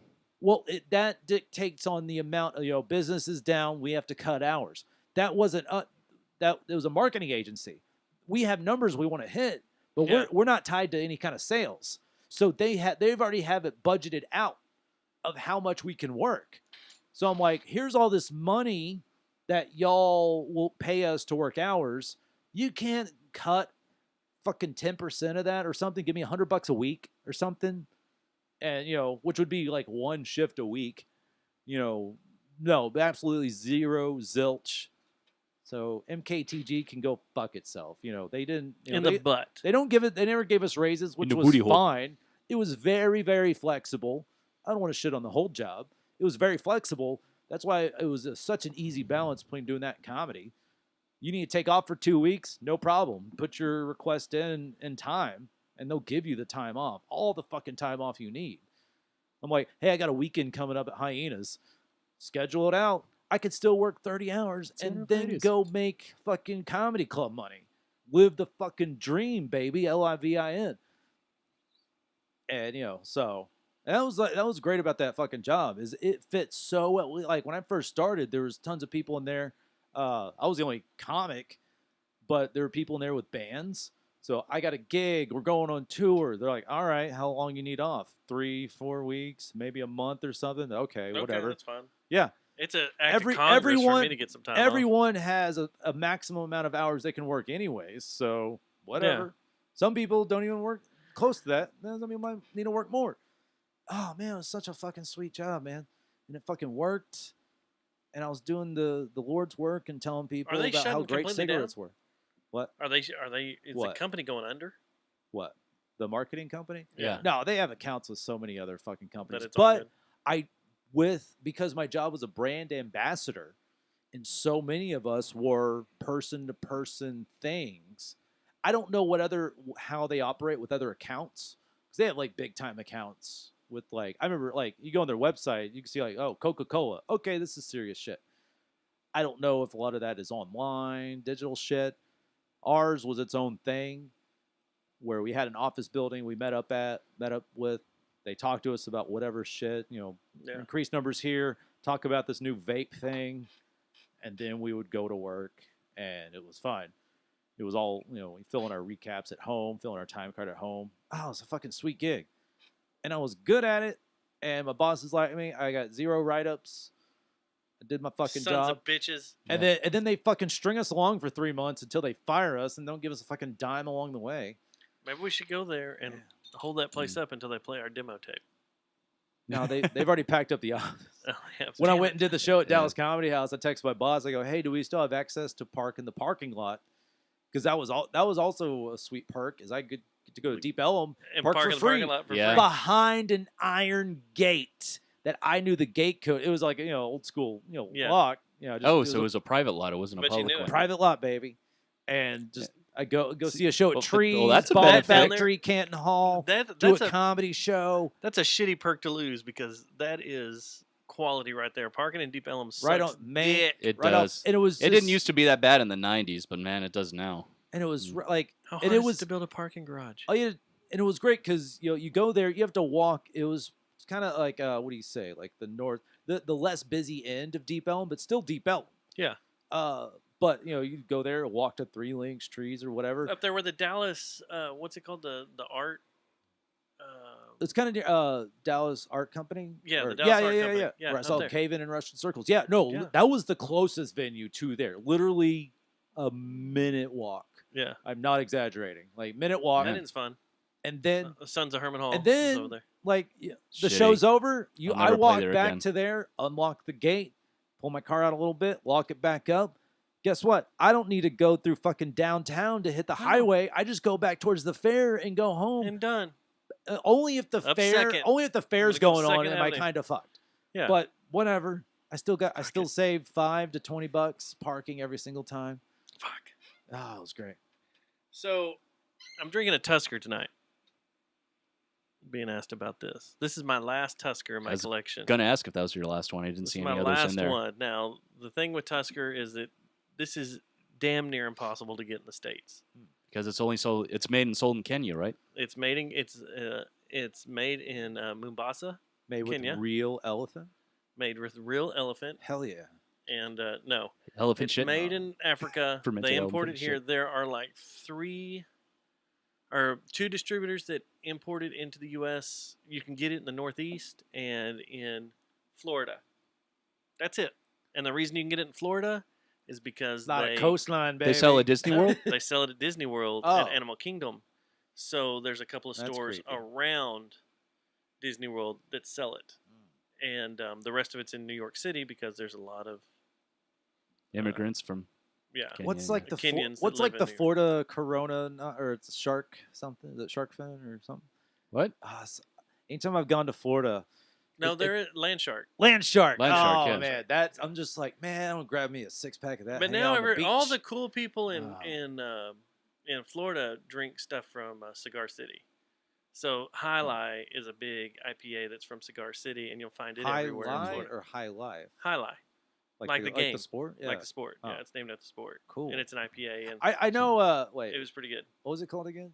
No, not shark fin. What did you Land say? Shark. Land shark. I know because it's such a. Land shark. Anytime I Yeah, saw like a Land billboard Shark. of that when I go to Florida, I'm just like, oh yeah, we're almost there. We're almost at the beach You can house. see the Land Shark. I'm like, I don't give a shit if people make fun of anybody. I'm like, I don't give a shit. I don't live here. I'm gonna grab me some of that. And I'm gonna fucking hang out and relax. So there's a reason I'm Still drinking never this been. tonight, and it's because it's something I want to talk about. And I don't want you guys to shame me for my white privilege or my life of elegance and luxury, but I have HBO Max. You guys, I've known this for a while. you have have HBO Max? I have the HBO app. Does that mean I have well, Max? it should roll over to Max. Is that what? That's what I was told. is I that either if have, you have the Go HBO, or Now. I don't know which one. If you have any of the HBO apps, that rolls over to HBO Max. I have whatever's allowing me to watch Arliss right now. So I haven't really been using HBO Max, but today I thought, I'll dive into this, see what's available while I'm working. Yeah. On my iPad, and they have the entire collection of Anthony Bourdain's Parts Unknown, The entire. all of it. Oh, nice. All Not 12 no seasons. reservation zone. Rest in peace. I didn't look for no reservations. When I saw Parts Unknown, I was like, all right, No I'm in. reservation. I used to watch it every once in a while. Yeah. So I hadn't seen the last 2 seasons, and the first episode of season 12, which is the last season, they go to Kenya. And so I'm sitting there watching it, and they're in Nairobi, and where I went when I went to Kenya. And I was just kind of watching it along, and I got this feeling, it's got to be the feeling like a junkie gets. Like I started freaking out. I was totally like freaking out, like shaking because Anthony was sitting there drinking Tusker. Okay. And this is a beer that I fell in love with over there. And there are very few things in my life that I can sit there and if I see it, I can taste it. Like Oh, I can okay. it'll start coming back. I was And- I was hoping you saw something that you're just like, oh, he was murdered. I was No. just like, which I totally believe. No. That's Bourdain The didn't dude. kill himself. dude, think about it. Like if the greatest way, because everyone's it's such a sensitive subject, and I guess since my granddad killed himself, I have free reign to talk about Mine this. did too. And my Really? uncle. There you go. Yeah. So They if- both went the same way. when shot in the someone head. kills themselves, especially a major public celebrity, everyone's all super sad, and you tweet out 1-800-SUICIDE or whatever to show that you care or whatever. Hmm. But what better way to to shame anyone that says otherwise? That then it's like they killed themselves. That you're like, oh, but it's like, what better way to cover up a fucking murder than to say they killed themselves and scrape all the evidence? Because three weeks before Anthony Bourdain died, I'll say died. I'll always say died. Do you know what happened? I Talking about told. the thing with I his don't know. girlfriend? I told you. I know that. I'm not sure if Okay. Matt knows. This man. Okay. Yeah, I think they said he hung himself, right? Yeah, Anthony well, Bourdain? yeah. They said he hung himself, and the fucking in the thing in France, which he grew. I read no Kitchen Confidential. He grew up in France, Yes. so either it was poetic or just sadistic. If they killed him, poetic if he took his own life in France. But you know what happened 3 weeks? I did the date. I looked at the calendar. You know what happened 3 weeks before that? No, what? The Cannes Film Festival. His girlfriend at the time, Asia Argento. And you can look this shit up. She straight up at the Cannes Film Festival, either she's on stage with another lady, and they're either accepting an award or something like that, but she's on stage. That's what's important. Straight up, not in French, in English.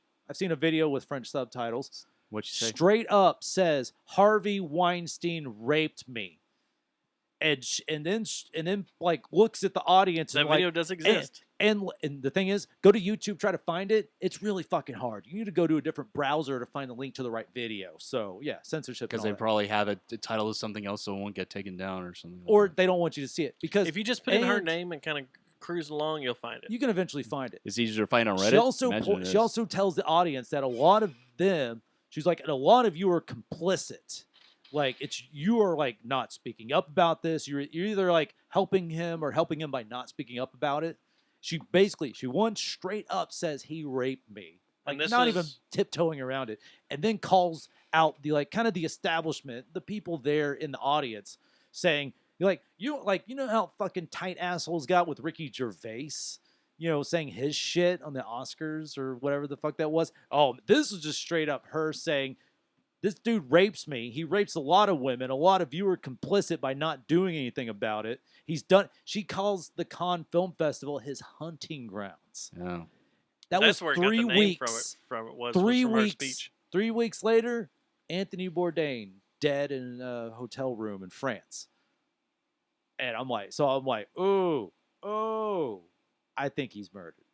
Also, like when someone dies, it's like, well, they don't just go in with GoPros on there and shit. So, you know, I think, and if you want to cover up a fucking murder, call it a suicide or whatever, I think, and if you have the right connections to power or you control enough power, I think that's easy to do.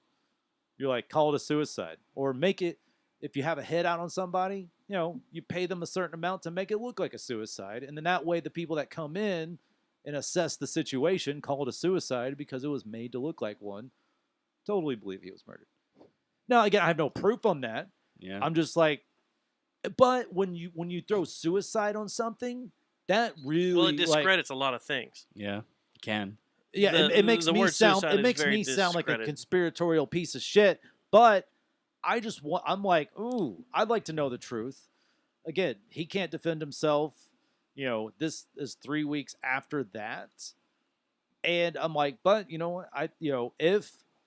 If he was murdered, I think so there needs to be some justice out there. And I think think about how many suicides we know of that maybe weren't suicides. Yeah. But we weren't at the crime scene. All the people We'll linked to never Hillary know. Clinton. Well, that is He had tweeted about Hillary though. he had Yeah. he had I looked it he up. said a bunch of shit about I looked her it and up. the people that were There's mysteriously another film dying director around who her. also committed suicide within the last couple of years who was also linked to the Clintons. He did like Kangaroo Jack and some other movies from the 2000s. Kangaroo I think Jack. I maybe forgot he was about just that movie. murdered for Kangaroo Jack. Yeah. Maybe I- so. I I'll have will to look up support his that. name. But I forgot how great that show was. It's so fucking good. And I was sucked into it all day today. And it was so weird watching him go through Nairobi and constantly drinking Tusker, and I was freaking the fuck out. And I've never felt that way before. Oh, okay, it was Stephen Bing. That's who it was. Oh yeah, Stephen Bing. Yeah. I forgot about that. Yeah. But I was freaking out. Like, I've got to have a Tusker. I've got to have one. And I was like, I've got one left in my fridge. I'll drink it tonight during the show. Yeah, man. I And know it you've always tastes been a connoisseur with those So good. super rare beers. I remember that one that you got from like New York that was like banana bread flavored. Mm-hmm. Yeah. Who was that by? You couldn't even get it in the stores. They only gave it to certain accounts from the whatever brewery made it. I know Will used to be in charge of finding all those rare ones whenever he was still part of the show. Who? Oh God, I can't remember who it was. They're English. It was an English beer. It was made Okay. with banana bread. I can't remember. Anyway, but yeah, hey, did you ever watch any of that show? Anthony Bourdain. Yeah, Parts Unknown. Yeah, I watched it occasionally. It's great, man. He did in the last season. because like I said, I hadn't seen the last 2 seasons, so I was kind of, now that they're all up there, I was looking, and he unfortunately passed away midway when they were editing the last season up. But there is a show that he did in West Texas about Big Bend in that area and Marfa. Really? And it's like one of the last shows he did, and it's fucking incredible. Well, did he cover the Prada store that's in Marfa? That's like all by There's itself. a bunch hanging right there. Yeah, they actually show it, but he talks about what's his name, the artist Dunn. I can't remember the guy that has all the art out there that are squares and stuff. Yeah, I know I know what you're talking about. I think his last I don't know name's the Dunn. artist's name either. He's got an exhibit out in, or he's got a piece in the Fort Worth Modern, and I can't Judd. What's his name? Donald Judd. Okay. Yeah, so he goes out and speaks with Donald Judd's daughter, and talks about all those squares and stuff. But it's really cool. It's a good watch, and I was like super excited. I was like, wow, one of the last episodes was West Texas, an area that I'm infatuated with right now. I And want I'm to ready go to disappear to It was into either Big Bend. I think it was No Reservations, but when he did DFW, he kind of did like DFW. Yeah. And it was great because it was just shit I've never known. Even though I know there's little pockets here and there, but like you went to that Russian place that's like also a sauna and shit. Mm-hmm. Maybe that was like what, Keller or something like. Wasn't Keller? I'm guessing. I want to say it was in North Dallas, maybe Richardson or something. But I was just like, damn. I'm like, I knew like, I don't eat Vietnamese food, but I know the right neighborhood. I could probably find some Haltom good shit. City. Haltom City. Arlington too. And if you want Arlington, yeah. if you want There's authentic good Korean, just go Vietnamese. off of Walnut Hill in Dallas. Those Okay. Korean Yeah, yeah, businesses yeah. over there. Yeah. He did a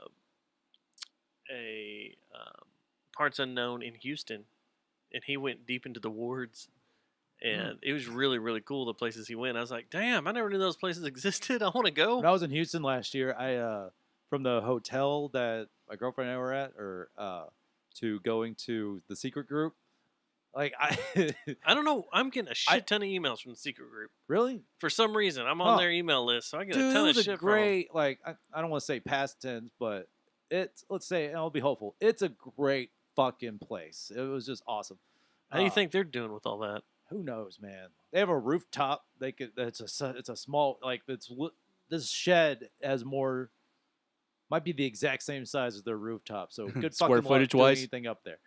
They had like a big room that seats up to 300, small room that seats up to 80, and then like a room that has like a space for a DJ and shit. It was awesome.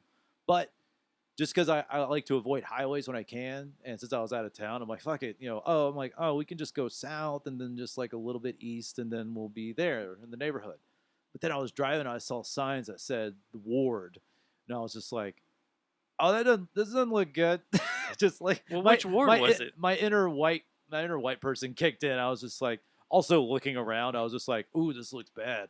I'm like, oh, this is what UGK was talking about. Oh, okay, I get it. I don't know. I mean, It's the 4th, I think is what it is, down there by Hobby. like, okay, so this is like, you're looking at the map. This is where Secret Group was. I kind of had to go a little bit that way. So I don't know. Oh, there is one on the north side that's pretty hardcore. So I don't know. But I was down by Hobby. That's in the 4th or 5th ward, something like that. But me and our old producer Will were sitting in the truck looking at prints of this area. It was after Hurricane Ike, and we were down there to repair some shit. And we're sitting in our truck, and this guy goes running down the street beside the truck, like just running. And then this guy's running behind him about 50 feet, maybe 75 feet behind him.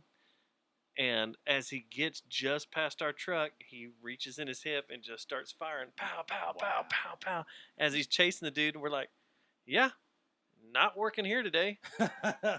And so we left. We came back the next day. We called and said, hey, this dude just was shooting at another dude right beside our truck. And our boss is like, all right, well, I'll get you something else to do. Yeah. So we left and we came back. And the next day, the house that I had to work behind on a pole I had to set up my ladder and everything. Was a drug house. I sat out in front of that house for like 30 minutes, and I just watched these guys on bicycles ride up, grab a paper bag, ride off, grab a paper bag, ride off. And it Oh, was this shit. thing. So I walked up to the door and I said, "Hey, AT&T, I understand y'all's phones are down and everything. So is everybody else in the neighborhood. I'm here to fix them. I gotta get in your backyard. I don't give a shit what's going on here. Yeah. I'm gonna set up a ladder. I'm gonna go up there. I gotta fix the cable that's in this backyard." And the guy was like, "No, man, that's cool. You're cool with us. That's Yeah. cool. It's all good." And I was like, "All right." So Yeah, just let you know. I go up there, and these two Oh, yeah. guys come out on the back porch. That and they way sit you there. got your ass protected. If Yeah. some shit goes down, be Right. like, oh shit, no, oh don't worry about the AT&T guy. Go cover him. So like I'm up there. I set up my ladder and I climb up there and I start fixing shit, putting stuff back together, splicing in this new cable. And these two guys in the backyard, one of them comes over and he walks down to the end of my ladder. I'm like, "Fuck, I'm gonna get fucked with." He's like, "Man, you need anything?" And I was like, "No, man, I'm good." He's Hell like, yeah. "Sure, I mean, we got some water and stuff. If you need anything?" I was like, "Nah."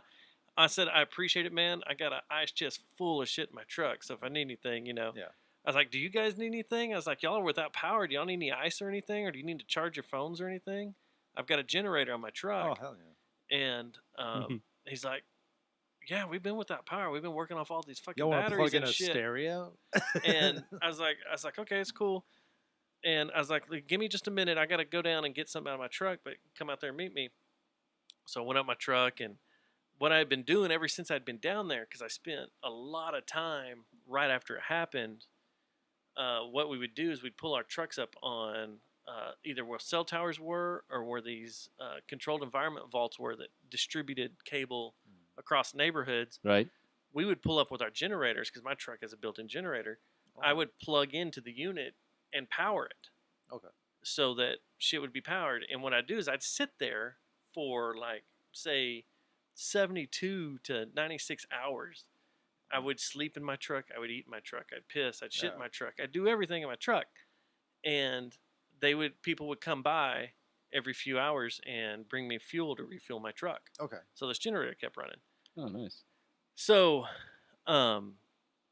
what I ended up doing was a lot of people were coming up and banging on my truck or knocking on the door. "Hey, can I charge my phone? Can I do this, that?" So what I did is I have 2 outlets in the back of my truck. I have 2 outlets on the side of my truck, 1 in the front. And what I started doing was I had a bunch of surge protectors. So I went out and I had Velcro, and I Velcroed a bunch of surge protectors on my truck and put a sign that was like, "If you need to charge, here you go. Oh, nice. If you need to charge your phones or whatever." So that's what I did was when I was at these guys' house that were slinging. Is this what you stayed I in? said, "No, Oh, okay. that's a pod. Oh, okay. I have a giant box truck, but at the time I had a van. It was the same setup, but it was a big van. But what I did was I set those signs up. But when I was at the Slinger's house, I went down there and when I took the break, I was like, "Here, man." I was like, "I'll fire up my generator. Here's some outlets. Whatever you need to charge." Nice. And like, "Cool." And I said, "I've got some surge protectors." I Velcroed it back to the wall and plugged it in for them.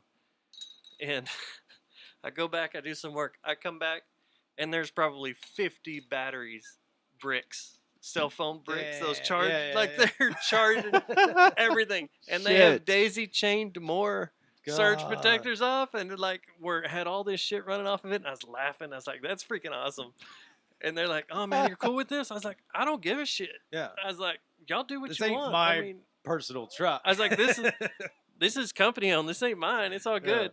And they're like, "Okay, cool, man." That's hilarious, Cool. man. So they had phones out the ass and all these batteries and stuff. And I Meanwhile, was your like, ass "That's great." is covered this entire Yeah. time. And they're cool as shit with me. yeah. And I know. And then like I had to come back, Replenishing the whole neighborhood. Yeah. I had to come back the second day in order to do some stuff to some guys down the way.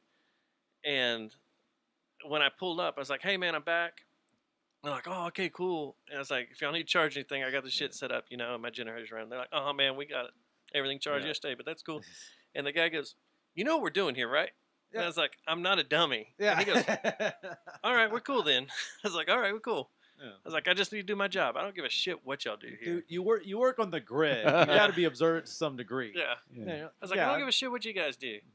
As long as I don't it's get not shot involving standing up murder or here in the kids, dark." No, yeah. Somebody has to pay the power bill. So We don't give a shit. Yeah. What I was expecting was them to run like an extension cord out to my truck and then to light their grow house or something. I was like, all right, guys, we pushed a little too far. Yeah. But yeah, there was a guy that came by, like one of the houses I was set up in front of right after it happened. They ran an extension cord out to my truck to keep their refrigerator going. I was like, that's cool. I mean, I don't care. Yeah. It's whatever, and people would come Or up. they know there's just all the medicine time. in there. That's what I heard. This thing Diamond Dallas Page said on like a YouTube video. DDP. Yeah, DDP yoga. I don't do it, but I fully endorse how fucking positive that is and how it helps people. Yeah, I do yoga, So- but not his routine. But yeah, it was fucking. I saw the thing he did for Jake the Snake Roberts and Oh, yeah. Razor Ramon and all that. But Scott Hall. he is a thing. He was in a hotel room. I actually want to think he was in Houston or something. He's in a hotel room. It was just talking to people how you can if you're on the road or something, you can eat really healthy. He's like, I went to Whole Foods, got like this salad. I'm gonna cut up this mango and everything. He's like, this room didn't come with the fridge, but I told them I had medicine that needed to be refrigerated, and they'll give that to you for free. So That's that way, genius. with that way, I can keep the salad because he wasn't gonna use all the salad. Yeah. It was like that way I can keep this produce refrigerated. I was like, that's fucking smart as shit. It is. That Yeah, is I got medicine I need to keep refrigerated. Okay, well, I'll bring you up a refrigerator. A little small mini fridge, and then you have some places already have that in there, but if they don't, then let them know what you need. And that was I felt kind of bad down there because we stayed in right there in the medical district of Houston. There was a Holiday Inn that we got service up quick, and the Holiday Inn was like, all right, if you guys need to stay here, you can use this as a base camp.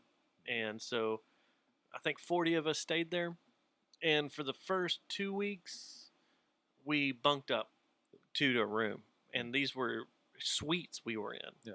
And it was like a nice big bedroom with 2 king-size beds, not queens, kings. And it had a living room and a big kitchenette and everything. Wow. And so the guy I was with was like, I don't know, late 60s, early 70s. And he was on the verge of retirement, right? And this was like his last hurrah to grab a bunch of money. We grabbed a shit ton of money down there, but this was his last hurrah before he retired. And he's like, dude, now, I didn't know him. He was from East Texas, and we just got shacked up together. He's like, dude, if you ever come up here to the room and you see, my handkerchief, he had a bandana, my handkerchief on the door, don't come in. It's like, all right, shit. Yeah. I got back to work. I was out working one night late, and it was like 10 o'clock. I came rolling in. No handkerchief on the door, so I'm like, all right, cool. I'm using my key card on the door, and I'm having problems. It's not letting me in, it's giving me, finally it gives me the green to open the door. Okay. He's on top of some chick in the middle of the couch on our living room, going to town. I'm like, oh shit. And he's like, oh man, it's all good. It's all good. They had their clothes on. They were like dry humping. Oh, okay. It's like, what the fuck? That's almost worse. I was like, Doing man, I weird can thing. leave. And he's like, oh no, it's all good. And she's like, oh no, it's fine. How you doing? How old she look? Was there? Yeah, She was young. I was gonna say, was there a vast she was- age difference? there was at least 20 to 30. Okay, 20 so to he's 30 like in her years 40s, younger. maybe? Yeah, she Yeah. was younger. I don't know. Good for him, man. And Yeah. he picked Hell her up at oh fuck. Gas station or something. No. He went down to the big honky tonk that's down there. That Oh, was, Gillies or what? Yeah, it was Gillies. It's changed names, but it was something else. But he went down there and picked her up Hell yeah. and brought her back to the hotel room. Didn't think I was going to be there because it was the weekend. This sounds like a Wheeler Walker Jr. song, just ready to go. Yeah, he thought I had gone home for the weekend. He had driven back up here. Oh, so he didn't know. And So, yeah, there's rolled no back in. handkerchief. Yeah. No Oh, handkerchief. So, dang.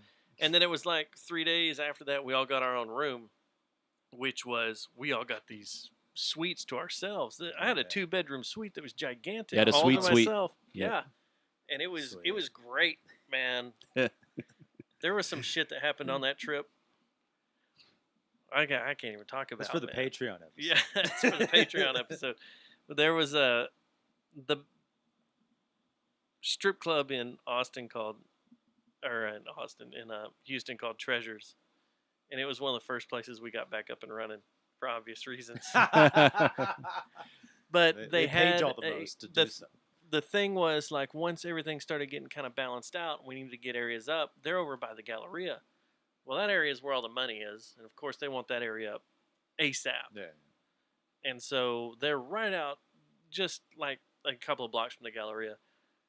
So we're setting them up, getting them going, and one of the main reasons was because it was Texas OU weekend. Oh. And we had a bunch of people that were working with us that are big, either Texas or Oklahoma fans, and they needed a place to watch the game. So we get them up and running, and we're like, hey, we're coming back up for Texas OU. Oh, yeah, you come for Texas OU, we'll take care of you. They took care of us. Oh, nice. They took care of us. Wait, They were really, at the really strip nice. club? At the or- strip club. Oh, okay. At the strip club. That's the first time Champagne room. Just kidding. I've No comment. Did they have the girls in like Yeah, either just- burnt orange or maroon like clothes until they didn't need them No. anymore? Ah, see, that's what. They should have. If I They were in should a have strip themed club, it. it'd be like, guys, this is what's important. We're in Texas. This is a big college. Don't like maybe there's rules against actually wearing, the actual brands, but if not, it'd be like, all right, I want burnt orange or maroon everywhere, or maybe a neutral white. I got into a big debate with a stripper there about Chris Brown. She loved Chris Brown. Was this was obviously before or Post. after he beat Rihanna? It was post Rihanna. So I was like, And she didn't care. she didn't care. See that some people just don't care. She's like, I'm in that I camp do with the bad COVID now. things I to don't that man. care. I do just bad don't things with care. that man. I do all sorts of stuff with that man. I was like, and he's gonna beat you. Yeah, I don't care. He's hot. he's What? hot. And she's like, I might know What's that. wrong I might with fight you? back or something. I mean, like, everyone's different. Mm-hmm. Consensus is like. What is wrong that- with you, I have a woman? real hard time having I've always been opinionated, but I always feel bad for having opinions just because I'm like, here's my opinion, but also I don't like having opinions that infer a consensus that everyone says this, that I cannot get in I can't even get in y'all's head. So it's like, to take, like I don't know if you want it in my head. like the Louis C.K. Ask thing. this one. Like there's so many angles you can take on that. But then you have some people have have opinions they don't even want to. But the either- Louis C.K. thing Well, didn't I'm just saying- really upset me Well, like I it did know. other Oh, people. I know. But the thing is, but you know what? Some people Some people freak the some fuck out. people put what Louis C.K. did on par with what Chris Brown did. It's all the same because it's all men exercising their power on women or something like that. Because that's their angle on it. And even I taken so much into account when I try to have an opinion on something where I'm just kind of like, I can't have an opinion because I'm just, here's my, my opinion's not worth shit. Or But you'll also be that mean- canceled. that too. I just, Oh, his show, yeah. You'll get the noodle gun. you know what's shot at funny is there was recently a photo of on Instagram. It was it was Dave Chappelle. There was 5 other comics there. One was Michelle Wolf, which I finally found an answer to why she was. She sounds that way. No, why she was staying at Dave Chappelle's during at least when the Hollywood Reporter did an interview with her, and just stated she was at Dave Chappelle's place and she was staying there. I thought she was having her house redone or something like that. The only or some- thing there's weird somebody shit. commented saying that they're on tour together. Yeah, they I was were on like- tour. I was like, oh, that makes sense. Why didn't the Hollywood Reporter even say that? I thought I had heard two But things. in the They photo were was on Louis tour. C.K. with 3. It was Chappelle, C.K., Michelle Wolf, and 3 other comics who I couldn't really recognize. And apparently they did a show in Ohio recently, in a cornfield. Apparently. Oh, so this was recent. recent. Yeah. Oh, okay. Oh. Because I was gonna say, look at all the Current day photos recent. Okay. And I was just like, oh damn. I'm just like, well, because at some point, Well, have you seen his new bit? Is You can that- only get it off his site. No, I didn't know Unless about it. you- somebody hit a posted a torrent. clip on Twitter, And he's talking about everything that's going on right now. right now. I saw a clip from Yeah. something where he mentioned Auschwitz. No, He's like people buy tickets to that now. He's like, imagine being there during the Holocaust. You Be know- like, you know what's going to happen in the future? People will buy tickets to come here. And I was just like, you know what? was a really funny bit. It is a funny bit, and it is truthful. Yeah.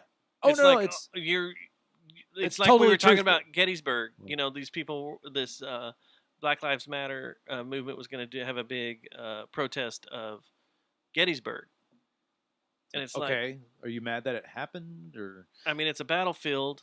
Doesn't really make sense, but okay. bunch of and you- whiteys were killed there? You want to shut down Gettysburg Yeah. because of what it stands for, but yet over in Poland is this little camp called Auschwitz that's still open. There's One also thing Doc I've Howe. always found weird about like I get it. There were colonizers of other places, but also do people not realize how like the long history of white people killing white people because of what country they're from and what alliances they had with those countries?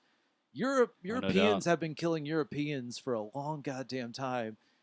Even in the last century, World War One, $7.99. most of World War Two. World War One, pretty Eurocentric. He had the Ottoman Empire. World War One was a bunch of shitty fighting. Oh, If you go back and you Well, you can't like- really see films of it, but Well, like trench warfare, is that what you're saying? yes, just that how, was just bodies upon bodies upon bodies dying. All right, let's go, Let's boys. see how much meat right. we can throw at Next each other. line to boys. Let's Yes. Well, if you think about Civil War fighting, where you line up a line with Yeah, yeah, musket yeah. rifles and Yeah. this side fires and then this side fires, is ridiculous.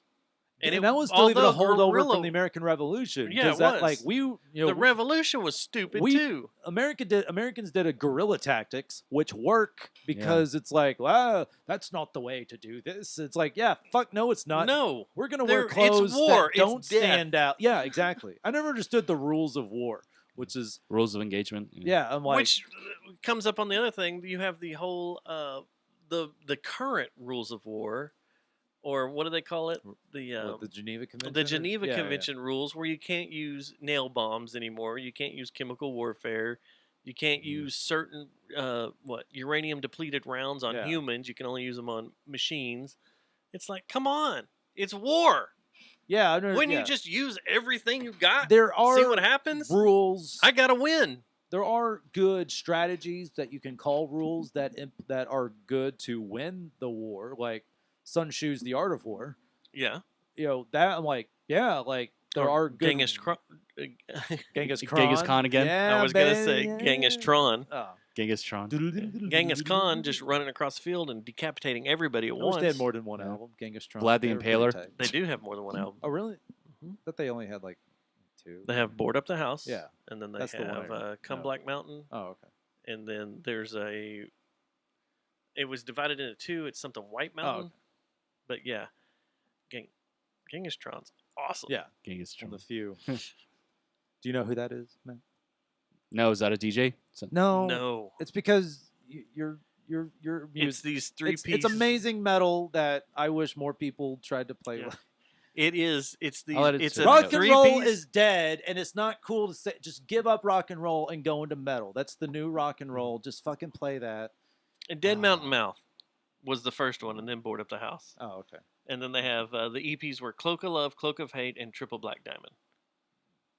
But they were Hell yeah. so damn cool. I watched them play at Fun Fest on a 18-wheeler trailer in the middle of Austin, Oh, hell doing this crazy shit that everybody was just like, "What is going on?" Oh, sweet. And it was amazing because Board Up the House, the first song on Board Up the House, fuck. I'm bad at song titles, especially thanks to new how to stream. Oh, shit. it is Board Up the House. The first song on With Board Title Up the track? House is Yeah, Board Up the okay. House. Is epic. Yeah, that's good shit. Is fucking epic. And then I want to say they played Rec Room Relief. at some point. I Pretty The sure, Rec Room? Pretty sure I saw their name on a flyer. Dude, the And I- Rec Room is what the best fucking was underground amazing. bands played the Rec Room. And I what played there sucks- several times. I miss that and place. so many PhD. great bands played Yep. there, and I wish. And this is just me being a selfish first time music Mastodon fan. came through, played there. Yes, Really? I There's video wish of it. so many the types of bands that played the Rec Room. I wish a lot of local bands had any. And this is just me being a selfish music fan. I wish they took the risks and sounded a little weirder and crazier, like these amazing bands, like like Mastodon, is what they are now. But they came through their first time. and played the Rec Room because that's the type of place that had these types of bands. And I Yeah. just see so many of the same types of bands play this kind of the same music that just like I'm like Yeah, this band is gonna play so many This times video- here and not evolve. Like it's just this you what's, see Troy with short hair, damn. Yeah, I've seen some old videos with him with short hair. but it's My buddy them Matt playing Day- Where Stripes the Behemoth at the Rec Room. And it Apparently they was close. right- They close with a Thin Lizzy song. I heard my buddy Matt Day said he was working there at the time. Is it the It's Cowboy song? right after And, Brent Hines joined the band. Like he just joined the Were they band. a when they went on 3-piece this or tour. something? Before don't- that, I think so. Yeah. Oh really? I didn't know okay. that. Yeah, but Where Stripes That's the a Behemoth. band. They've always had the same members, right? Yeah. That's to me. Yeah. That's Bring Me the some, Horizon played there? No, they didn't. No, dude. When That's a they bunch of first bullshit. started, I've never been a fan of theirs, really. Like, but what they've Mastodon? they just Bring like Me the they Horizon. were just like a metalcore band. They They've- were cool metalcore, and then they turned Yeah. into whatever the fuck they're doing now. heavy Linkin Park or something, whatever. It- and the it's thing is, even I know so weirder. little about them. I know there's Suicide. They've kind of turned into Daft Punk now. It's Really? gone like, whoa, where are you What? going? That's left field. Yeah, it's weird. They've But gotten man, weird. I fucking love some band. There's some bands that have never changed a member, or maybe they added one. ZZ or, like- Top. Well, that's easy. Yeah. Well, there's two brothers, right? And then No, none of them are no, brothers. Really? Okay. I got confused They're all because buddies. it's the whole drummer last name Beard, no beard thing Yeah. that I don't know, for some reason I lumped in my brother's thing, but no. That's who is that? What's a 3-piece with two brothers and someone else? Are you talking about the Meat Puppets? Maybe I'm thinking Mothership. They're two brothers. Yeah. Mothership's Mothership also. is- Mothership's that. Yeah, But, Mothership is- Kyle and Kelly what- Jewett, I like think. 311. and They so added is in that, S.A. Martinez early in the band and then haven't changed a fucking member, and now they're Yeah. like a cult. So are the which- Kings of Leon, right? They're brothers. I don't fucking Yeah. They're three brothers and a cousin. There yeah. you go. Oh, that's all family. That's Yeah. Yeah, that's why they all hate each other and see, broke there up you here go. in Yeah, Dallas yeah, for a If little your bit. family, Yeah, I remember no, when that no. happened, 2011. I'm not giving. No, the family thing doesn't count. That's just like, you had an advantage. King's X have had the same three members for their old time they did King's together. X. I haven't. I remember I went to in junior high. They're brothers. No, I didn't say that. Oh. He's just talking about the bands that have had the same consistent members. in You want to their hear a entire lineup. counterproductive story? Junior high, I think it was 2 different summers. I went to the summer camp from this Baptist church I was going to, like a Wednesday youth thing too. You just- poor soul. Just the thing. Don't worry. It turns out I was living a better Christian life with not believing in the dogma, but actually but also not like partying and having sex before marriage, which I'm still not married, but like So I you've was, never I had was, sex. yeah, no, Okay. no, but it turns out like all these people, all these like the popular kids that went to the youth thing, like were like partying and like having sex at like 15, 16, 17 Mhm. and drinking and shit like that. And I was just like, I was too afraid to even try to find alcohol. But anyways, I was just like, I'm living a more pious life than you hypocrites. But anyways, so I went to these like summer week-long retreat things. And That's where one- the worst shit happens. it was one That's Sodom and Gomorrah. one of them, I was racked by allergies that I haven't had. They were the worst allergies I've ever had. Well, I wasn't like- talking about that. I know. I was talking But about also, I just getting wasn't fingers cool and moist. had zero confidence. So, and they were we were separated by genders and all that shit. All two genders the church recognized. But one of the years, there was a speaker there named Clayton something, and a comedy buddy of mine. Clayton Brandon- Bigsby. I wish. His I don't name know was who that Clayton, is. You don't know? And he you had need to go this- watch the Clayton Bigsby bit. He had Okay, this I'll make note of that. story Do it. about. I haven't You've seen it. never seen Clayton Bigsby? No, I don't know who he is. That was on the very first episode of Chappelle's show. That was That a Oh, changed was it? Yeah. my thought of comedy forever. Seeing that for the first time, I was like, we can do this? We can do this? This is doable? He can do that. No. Well, yeah. it's more like comedy can he do that. did that, so we can do it. Yes. So we're Anyway. one of the years we're at the summer camp. The speaker Clayton somebody, he talks about like going to this concert, and on this concert, the bill was, and I will never forget the details of like the bill. It was Motley Crue, King's X, and Typo Negative. Nice. And I'm like, what? And I'm like, and I kind of know. I'm like, I kind of know who Motley Crue is. Don't know who Typo Negative is. And I'm like, King's X. I'm like, I don't know. And he talks about, he goes, a lot of, like, either he blanket statements the whole thing, or he's like, these guys are Satanists. Like, a part of me is just like, What? I can believe maybe some of that. Like, now I'm just kind of Dude. like, maybe. King's X is the They're prog. furthest frame. Yeah, I mean, they Yeah, actually yeah, start yeah. off as a Christian band in their early I mean, days. if Yeah, we need yeah. to go from But But then then they Motley went- Crue, like at most, they may have had Yeah, a they're pentagram prog. in the kick drum they didn't shout with the devil. They shouted shouted at at the the at devil. the devil. So obviously, They this were guy doesn't pissed know what at the him. fuck he's talking Yeah. about. But like he talks about going backstage, and maybe he tries to witness to the band member. I can't, but I will always remember that lineup. And then like from that, years and years later to now, I'm just like, Typo Negative is fucking badass. Did you ever see him live? Molly Crew fucking sucks. I've never really listened to King's X, but I'm Mm. like, from his story, and all these peers of mine going up there and like closing their eyes and having their head up in the air and claiming to be saved, but also I'm like, I'm pretty sure that deep of a concept of like giving your soul over to Christ is such a heavy topic that it's easy to convince a fucking junior high kid who's just discovering masturbation at the time.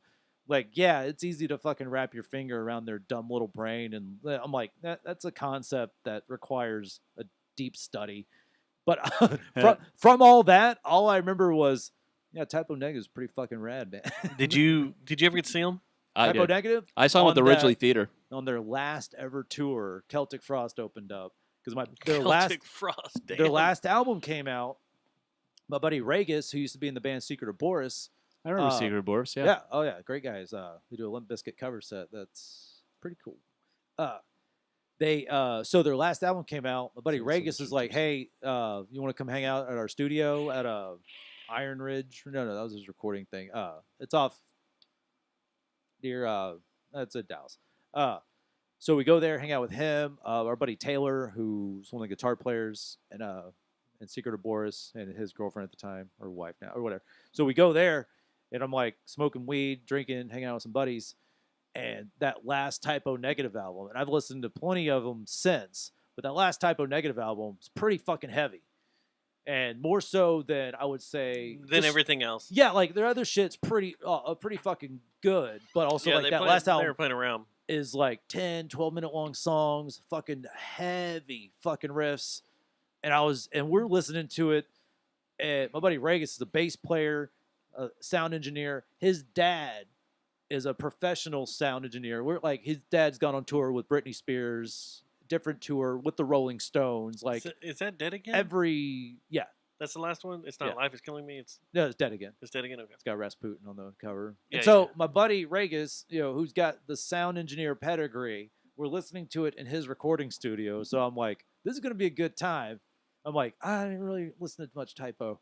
And so we go, and they fucking play that whole album, which is like, maybe like an hour 20 long or something like that. And it fucking blew me away. I was just like, this shit is amazing. This is Typo Negative. This is what these weird, pale, jet black, dyed-haired goons have been listening to this whole time. And I'm like, I kind of get how, the Pantera Typo crossover. I totally get why they toured together. That makes sense because Peter Yeah. Steele has just this amazing, sick, dark sense of humor. Had That fits Yeah. well with the, totally different crowds, but like the mentality behind there, I get why they toured together, why they have a lot of crossover fans. And then they're like, I was just like, man, that was Holy fucking shit. badass. And they're like, yeah, they're coming around next month. You want to see it? I'm like, I definitely do. I will buy my ticket when I get home tonight. They came And then- through because I saw That them was on at the the Palladium. Bloody Kisses tour. They opened for Pantera at Fair Park Coliseum, but they came through 6 times in 94, 95 in support of that album. Damn. damn. I didn't know they did 6 tours through here, And but that was like what, their second album or third, I Yeah. think. Third or second Yeah. big one, I guess, because they had that first album that had like they definitely had like this like punk influence, which yeah. same buddy Weird. Regis, Ryan Regis, full name. He played me some Carnivore. Yeah. Carnivore's badass. Oh yeah, Carnivore's and cool it was as just shit. like I was like, man, who's this like Carnivore man? Is Carnivore's cool. Oh, Spelled with yeah. a K. But yeah, when they came through, that first time I saw them was that Pantera show, and I knew a Christian Woman and a Black Number One and all that, but I was like, I was pumped to see them, and then these dudes walk out that are like 3 times bigger than their instruments. Like they were so jacked big, and I was like, holy crap! All bathed in green, the entire set. I was like, it's fucking rad. And that was one show where I was like, I don't give a fuck about Pantera because I already seen Pantera like 100 times before then. But I was like, Man, I don't that's give a one thing I fuck hate about about watching being Pantera. 36 instead of 46, because I could have seen fucking Pantera I never got to at see him some either. small venues. Believe it How or old are you, not. Matt? In their prime. I'm 41. 41? Yeah. You never watched them? You never got to see them? No, I got to see Down once at the Rail Club. I thought you were with us I at saw them once at Tree. the New Year's Eve show at Tarrant County Convention Center. No, I When was all hell broke loose. No, that was our that was our reinventing the steel tour, wasn't it? Or was it Southern Trendkill? I think it's Southern Trendkill. Okay. Was Yeah. the New Year's Eve show because that was the night with CFC was there and Clutch. At Reunion Arena? God Was that the one at Reunion Arena? No, that at was- Tarrant County Convention Okay. Center. An early rock Yeah, when they started Clutch, pulling up the too. floorboards because the That was the at Huck- that was at Fair Park Oh, Coliseum. okay, okay. That's the Typo Negative show with Pump Jack. I think it was Pump Jack. Typo Negative and Pantera played that show, and they started pulling. Pump up the floor Jack is such a Dallas metal band name. and it is. Yeah. Unfortunately, I wasn't there. Pump Yeah. Jack Horseman. That was a Pump Jack Horseman. Jesus. I thought you were there. I tried with watching us. that show with BoJack Horseman. I just Really? couldn't get into it. Did you go with us to the Metallica shows at Tarrant County Convention Center? No, I missed that too. God That was damn. during the Steadfast days. That's why I thought you were with us. Mm-mm. No. I knew a bunch Stubbs of and people. Johnson didn't include me on any of the cool shit, man. Stubbs wasn't with me on that, but I thought you went with us because a whole bunch of us went to that Mm-mm. Metallica show Nope. the Nope. first night, and then Yeah, the only wow. New Year's Eve, 20 years ago. This is what this is. What is going on? Stop! Uh-oh. Fuck you! One of the first concerts, if you want to call it, I call it a show. So I think there should be a venue capacity limit between when does a show become a concert? What do you think, Matt? Like what? How many people need to be in attendance? Like what? 200? No, No. I played in front of 200 people. You call it a show? You still call it a show? I still Yeah. call it a show. Yeah. Yeah. Because is that like Same again? here. This is arbitrary. It doesn't matter. But I'm like, man, when does a show become a concert? 1,000. Because you get 1,000. Oh, damn. Or okay. when you're playing a good venue, like whether I- you're playing or attending. Like, I've I would played say, like- every mid. I've played every club venue okay. Yeah. around. It's when you step up to back in the day, oh, we're doing a show at the Bronco Bowl. That's a show. Yeah. Or That's nowadays, I would say that's a concert. or yeah, that's a concert. That's Like what I meant. what would your I would not grandma. It's kind of like Mhm. your grandma or no, even your parents just calling all video game systems Nintendos.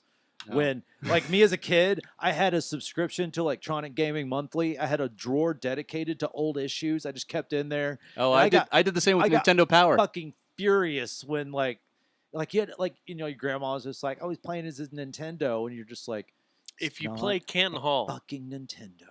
hey, if you play Send it. Canton Hall, because that's the smallest venue I can think of right now that would Yeah. be the edge of being a concert. Okay. Like if you play Canton Hall, Yeah.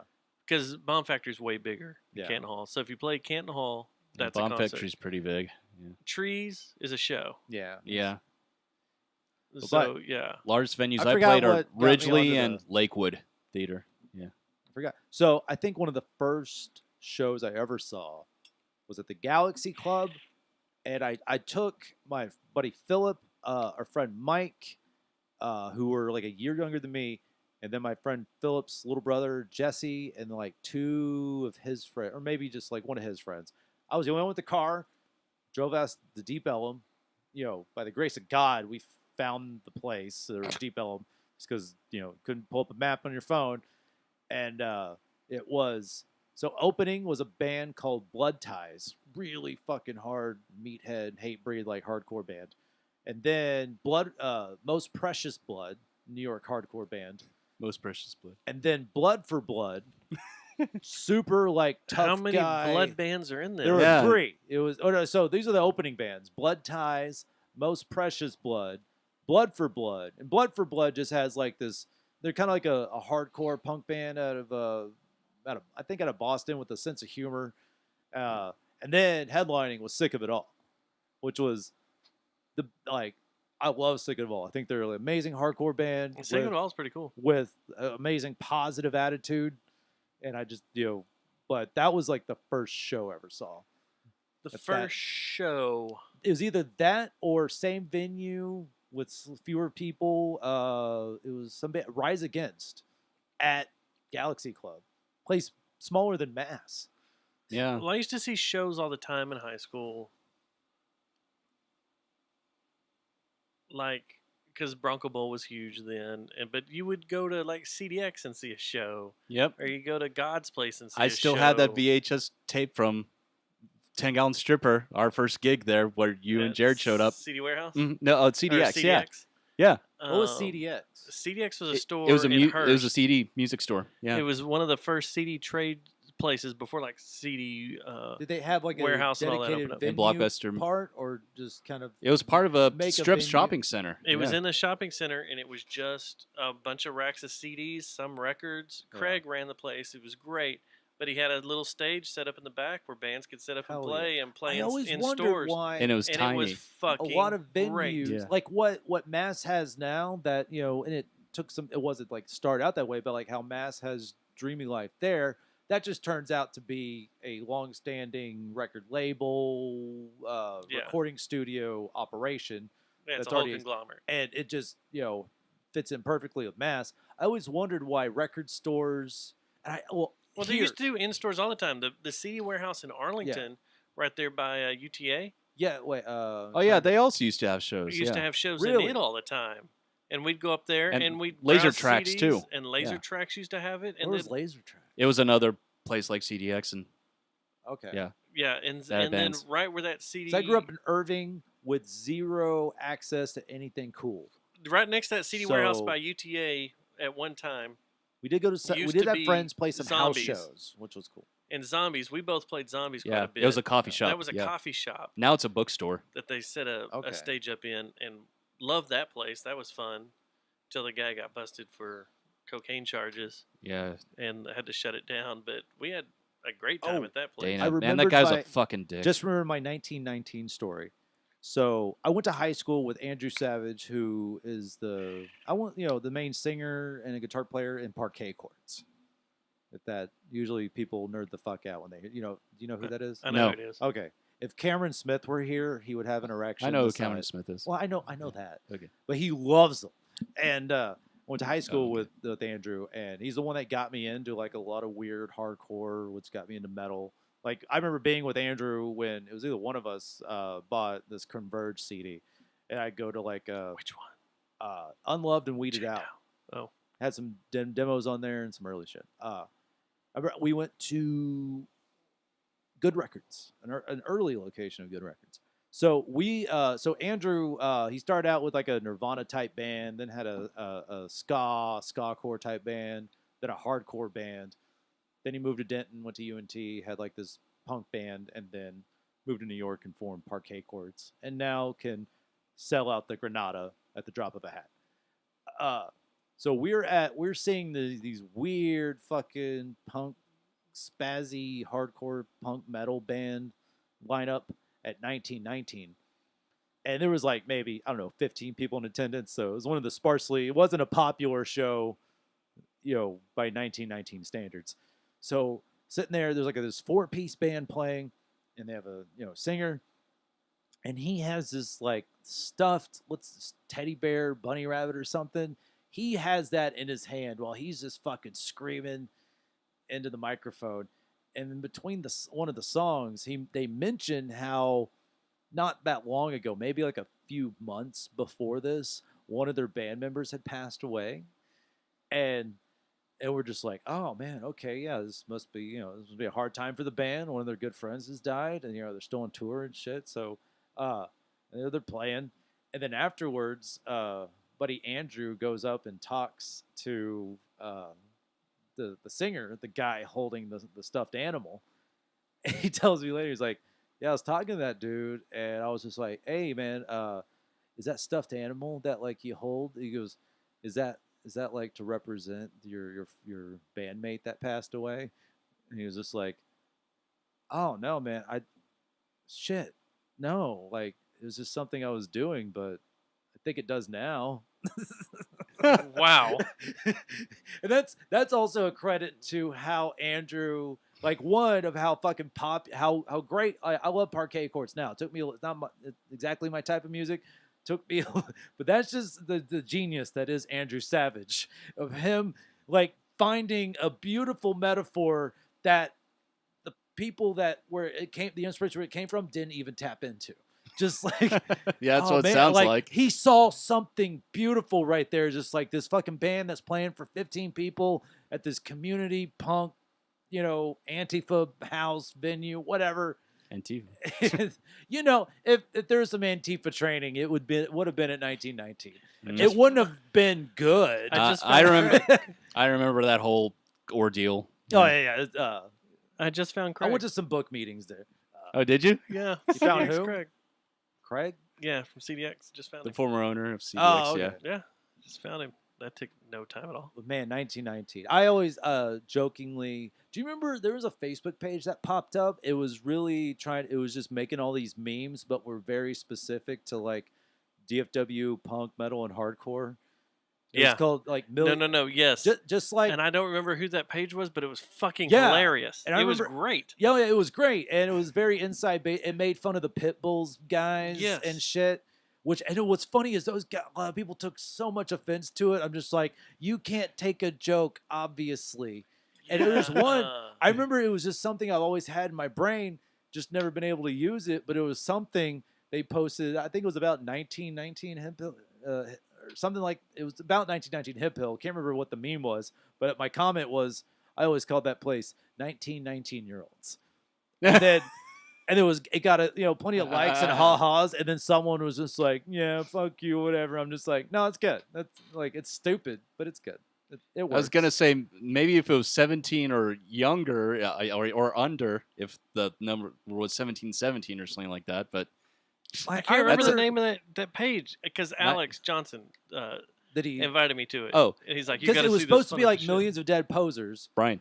which I got banned from liking that fucking page I love that page and shared was shit so constantly, and then whoever runs the page made it so I couldn't like or comment or share any of the memes, which all I did That's was share dumb. shit I found funny, which I'm like, that's the whole purpose of memes is you put it out there and you claim no credit. Are you part of do you know of the Facebook group Deep Fried Crispy Rockers? I was in it, but then I left it because I hate Facebook groups. Oh. And they eventually become a shit show of bullshit that I want zero part of. Yeah. I even, a friend of mine recently, like, I keep getting invited to weird groups. I got one aggravating the about, shit it out of was me. about supporting, this is going to make me sound like an asshole. Supporting what? But if you let me fucking explain myself, I'm not. No. One was. Don't explain yourself. Okay. Just. I declined an dick. invite to like DFW or maybe Arlington, support black-owned businesses. Oh, now you're a dick. Uh-oh. But as much as I love supporting, I love local businesses. I support them. Two Taco I go to in Arlington a lot. I was just like, I love the idea, but also I don't have a job. So my money now goes to buying groceries, paying my cell phone bill, making sure gas.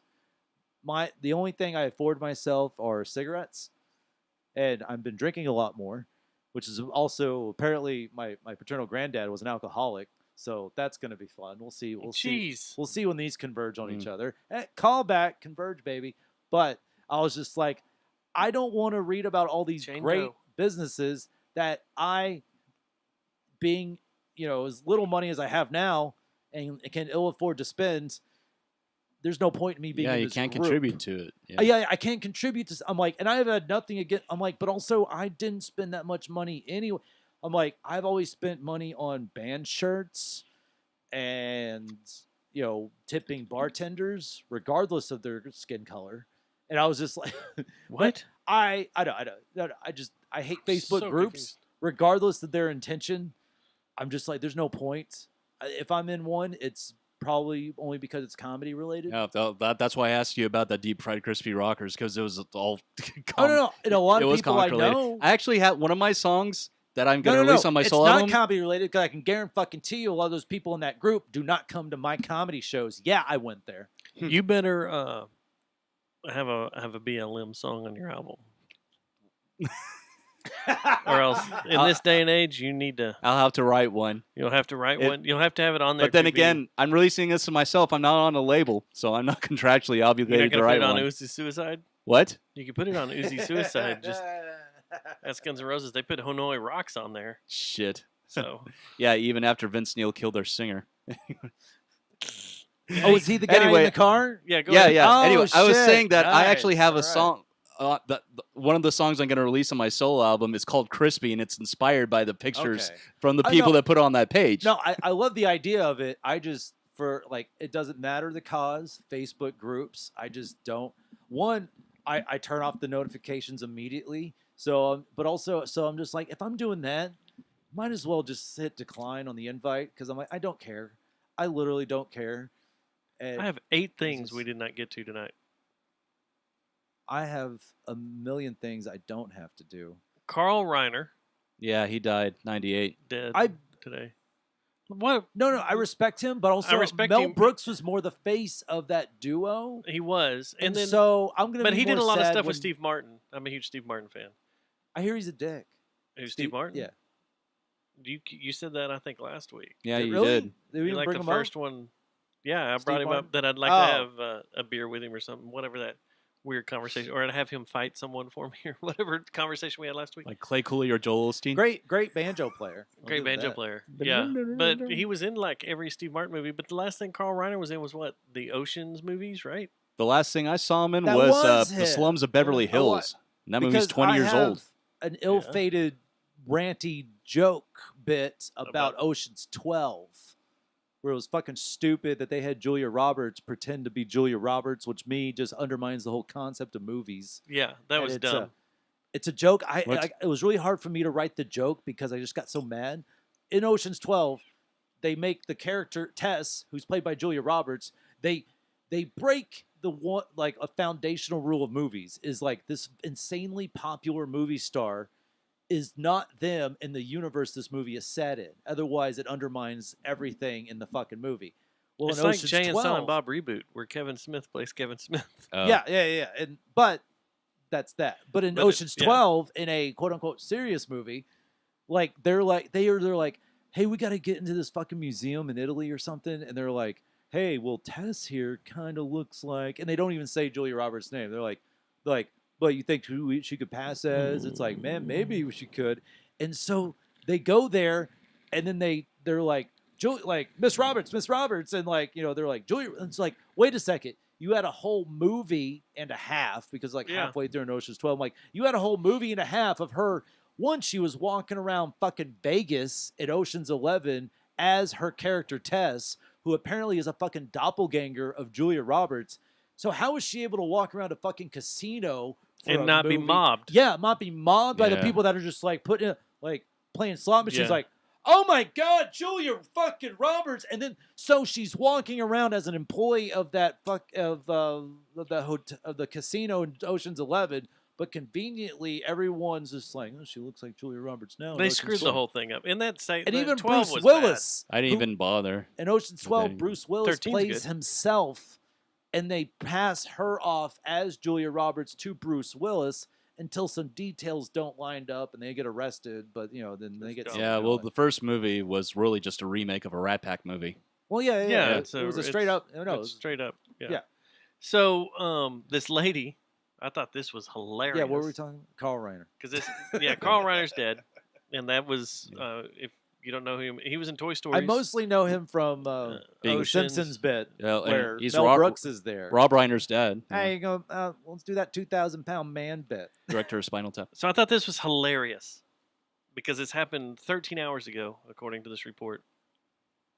This lady thought, you always hear about these stories in Yellowstone where tourists go up there and think it's cool to get their picture taken next to buffalo or bear or whatever, Or they fall into the geyser and die. or they fall into the I geyser and love die. that. Well, this lady thought it would be cute to, and they always warn you, don't get near the animals. The animals are wild. They're not tame, whatever. So this lady's at a camp. She has a campsite, and she's hanging out at the Bridge Bay campground, and this bison comes walking up their campsite. And it's kind of hanging out there by it. So she gets up and she walks over there, and she gets about 10 foot from it. And the bison gets pissed and just gores the shit out of her, to where they have to call in a helicopter and they have to fly her off to Eastern Idaho Regional Medical Center. That's right. I heard about this. Lady's 72 years old. You don't have any goddamn sense at 72 years old? I understand some type of How much do we Facebook, know about Instagram it? model Was that it- wants to take their picture with a bison that Are we sure it wasn't kinda dumb, suicide by but- bison? Yeah, no shit. Is I that mean, what she was trying to do? Like a suicide by cop, but she's like, well, let me go. He is She's the like, final- I'm 72 years old. What better way to go out than by getting gored by a bison? To be reclaimed by one Yeah. of God's great beasts. by the last boss in Street Fighter 2. Wow. That's where you went with this. That bison. You pulled that bison out. Game over. Jeez. I thought that was pretty crazy. Come on. I mean, I guess we're still waiting to find out more. Maybe she left a suicide note there laying And she by has the like terminal campfire. cancer, and they're just like, you fixed. You're just like, no, I'm fucking not. She's in the operating room, and they're Did like, you not "We're putting see you the back note together," and in she's my like, breast pocket? No resuscitation. Did you Yeah. not? Come on. You got to have that shit I got notarized, man. DNR tattooed on I my wanted forehead. a You just bison think I to was take me out. badass? Yeah. Do not resuscitate if gored by a bison. Deep Ellum Brewing in Fort Worth is closing. Is it really? Yeah. Mm. I've been there They once. said they- Overrated. They said they were struggling with COVID-19 and the way things are going. They can't serve beer to go. They had a Well, very small smoking section, so good riddance. that's what happens when you're part of a big conglomerate that produces more than 225,000 kegs of beer or barrels of beer a year. Thought you're gonna You call him can't serve beer to go a at your own facility. conglomerate. Oh god. So get over it. Mwah. Wait. And then I had an idea that I came up with a couple of weeks ago. Or no, I mean a couple of days ago. I want a COVID-19 mask that looks like female panties. Oh shit. Yeah. That is satin and has little fringe around it. So that way I can make everybody I work with very uncomfortable. very uncomfortable, very uneasy. So then I hopped online. I was like, come on, let me see what I can find. And this female, That can't be that much profitable of a market now. My girlfriend got me a mask with baseballs on it, and I'm like, one, this can't be medically viable. It's something to make us all feel safe, which I believe the mask thing. I'm just kind of like, nobody cares about. Remember how they're just like, only the N95 mask has the space between it, has the virus, has Well, 3 microns, and this micron. and then they got to looking at it, the microns are way smaller than that. COVID-19 is way smaller than what an N95 can do. You have to have an N100 or higher. So this this is lady, why it's this on top of all this other shit. Why I just don't care anymore. this lady, this Let me go Hannah back to Bates, my life. when I did this quick search to see if anybody was doing them, if I could purchase one, Yeah. she's selling them for $950 a piece. This is real panties. And it though. says here, Hannah Bates is selling her used panties, which she redesigned as COVID-19 masks for $950. She calls them panty respirators. They don't stop coronavirus, of course, but they do make Isn't a political that an statement. insult to the actual term respirator? Well, yeah, true. The reason they're Respirator $950 implies a it puts piece is because it's a reference to the cost of an abortion. Oh. And she's taken this money and is trying to draw attention to the governors in New York City or in New York State that have made it harder to get abortions, and she's donating all that money to a charity that she gets from these. But I'm kind of pissed because now I want a panty COVID mask. It doesn't have to be used. I just want one that looks like just take a piece of satin, Yeah. and then put some fringe around it, some little lace, and then I can wear it to work and screw everybody up. Yeah. I mean, I've got people I work with that have like crazy skulls, and stuff. That, Yeah. Look, I'm a badass. Look, I'm from Call of Duty. Check me out. It's Call of Duty. I went shit. to the I'm grocery Ghost store from earlier Call of today. I Duty. was driving back, and this cop was there's people had like road trouble. He was just sitting there watching or something. And he had like a American flag with the blue line in it, man. Yeah, and you're like, oh, I'm like, God, well, really? of course he's gonna have that. He's a cop. Yeah. He was a black cop too. So people forget they exist, I think, or something. See, I really didn't think that the panty story was going to take that route, Dustin. I thought you were going to say something fucking off the wall, like the other side of the panty mask has like a vagina molded on the other side. Go walk around and practice cunnilingus while you have it on or something. No. Wow. You just ran away with that You one. lost your mask privileges. You have to go out in the world with no mask anymore. Now they have And this. incur They the have this wrath weird.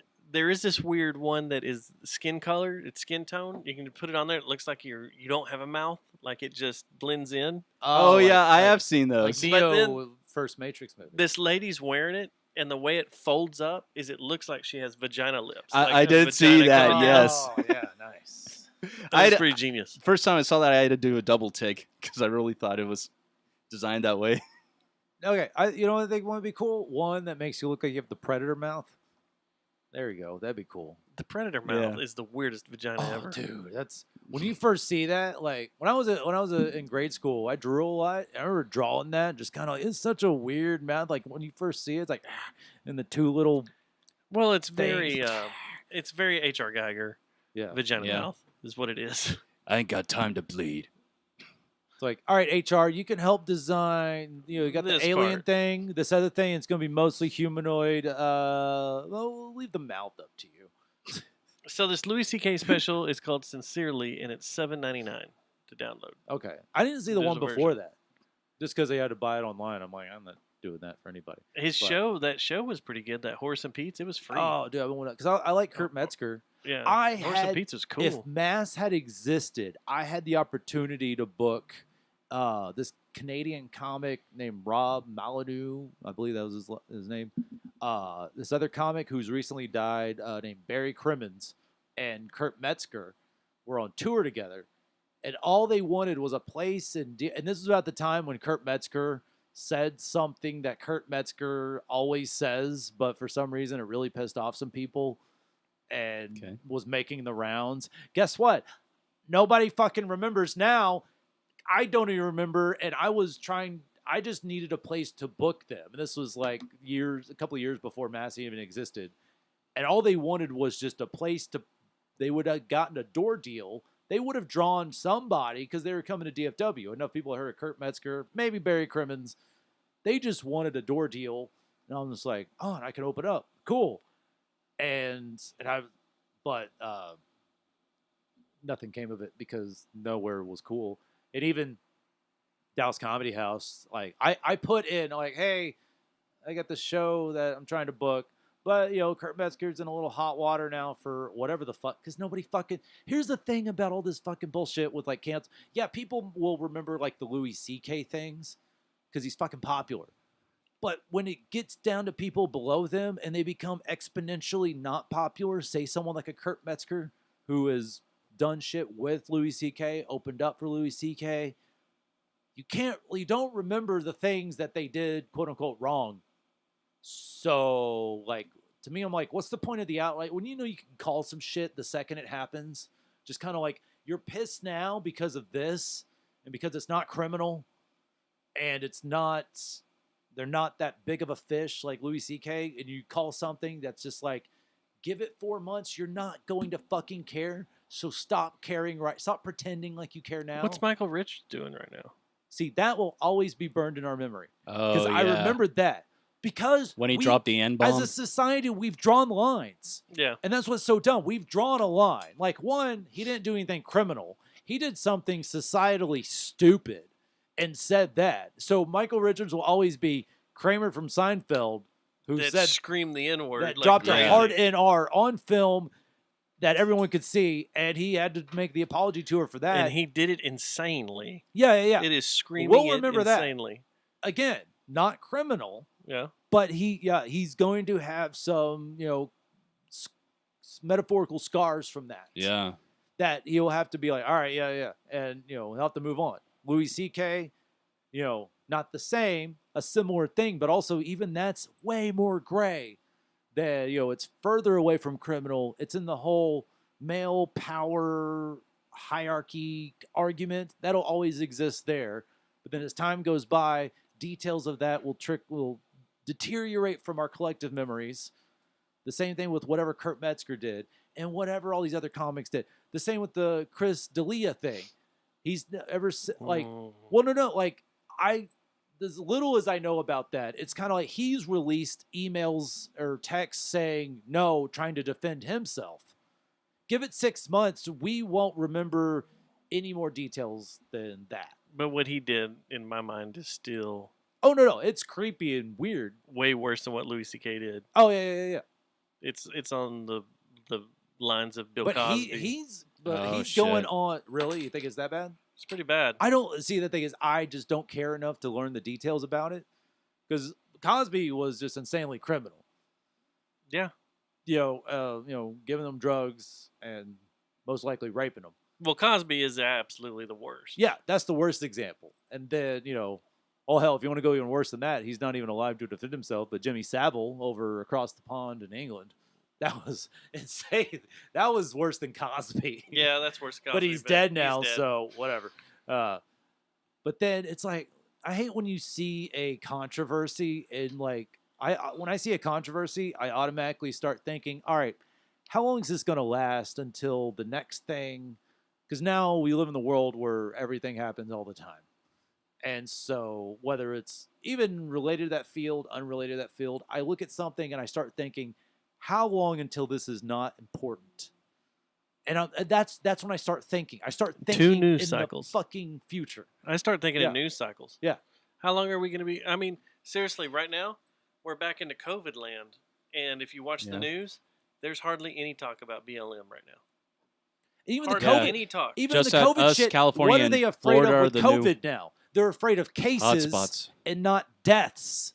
We Yeah. were afraid of dying from this shit. Now we're afraid when the numbers go up, but without any fucking further information of the reality of asymptomatic to mild symptoms. And hospital Now capacity. people are. But I saw a thing saying this doctor from Houston was saying, hey, you know what our ICU, they're saying our ICU capacity is at 96, 97%. You know what our capacity was last year at this exact time? 95%. Guess what? From what? Regular operations. Oh.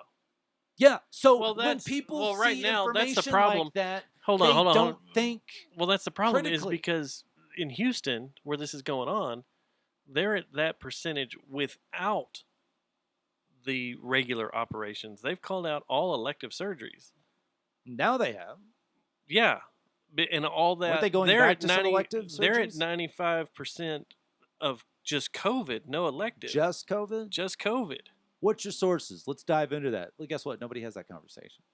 That is I'm true. not going to stand by your shoulder and have you look up. See, that's the thing is when people have like arguments online, it's like, one, that's a shitty way to do it, but also just kind of like, here's my source. Well, I had an argument through text message, and That's what the it was worst. it was a You total. might as well be on Reddit. Yeah, it was a total misunderstanding.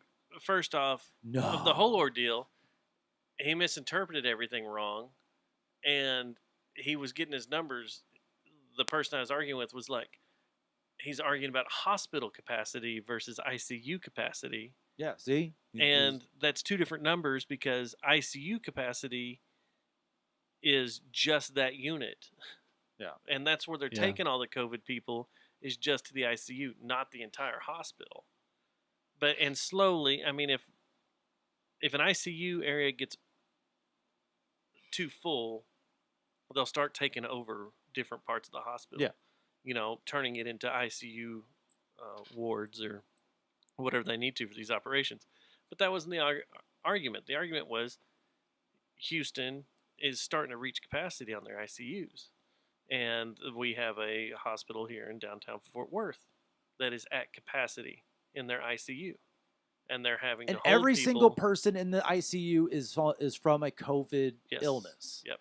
And That's that I know 100% fact. that's 100% fact. I know that for a fact. Who posts? See, that's the thing is like when people say It's not a things like post. that. It's not a post. Well, an official source can post something online to link back to their Well, yeah. website. No, That's- this is Yeah. someone by that works. post. You mean I'm not saying from some Someone that works at rando. that hospital. No, I'm talking That's about what even someone sucks that about the word works in that post. hospital that is in that ward every day. It's That's gotten to working the COVID point ward. I don't believe anything anymore because if you dive, there's people that post things to support. Because even like the Houston thing, they were like now it's like whether you want to believe officials or not.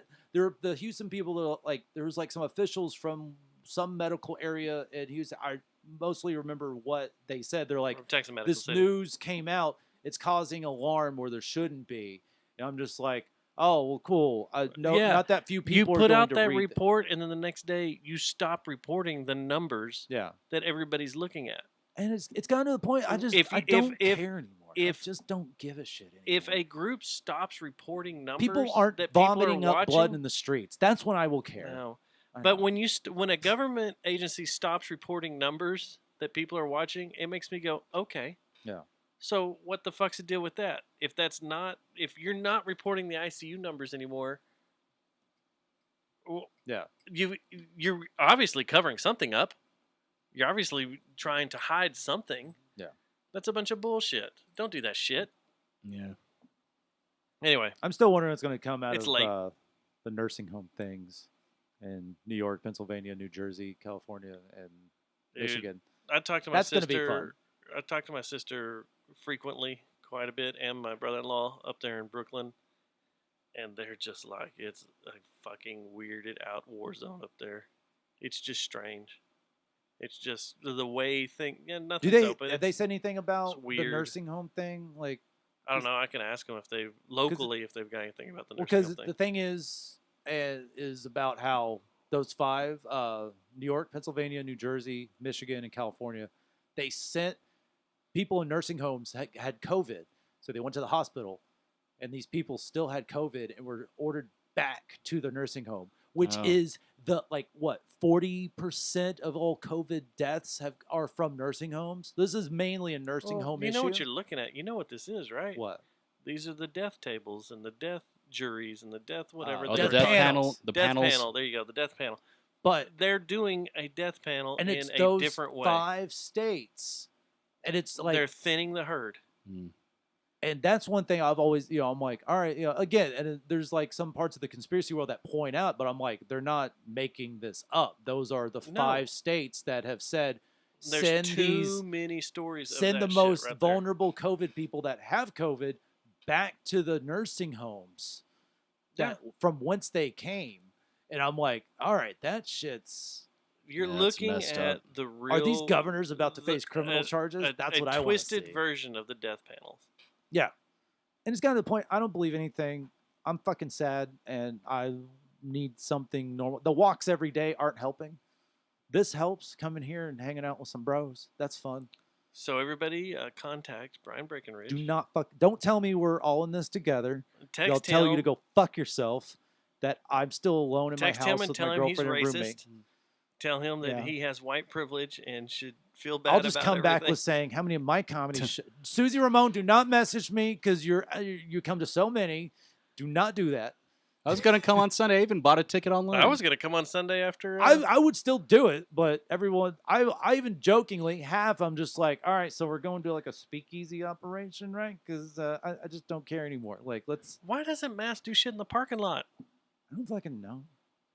You can set up. You can build a wooden stage out there. I'm and definitely one not doing day- comedy in that. They already have a parking lot. patio. I'm Yeah, not you I'm can not build a doing stage. comedy there. What a fucking sad situation that because all that factory, the fucking milk trucks are going in and out. People still buying milk. Oh yeah, Oh, that from factory is kinda loud. Vandervoort. Yeah. Vandervoort. Outside Yeah. noises. That's a thing. And I'm like, anyone that says don't you do outside? Shipping and come." receiving's got an outside stage. No, fuck that. Are they even allowed to be open right now? I don't know. Yeah, But you just got go that take issue too. Just go pirate the outside stage. Oh, Take it over. It's already too big. built. It's just not. It's not worth doing anymore. Just yell at the Nothing's worth- apartments at the nothing's- people living above you. Nothing's worth doing anymore. People living up there, just start taking it out on them.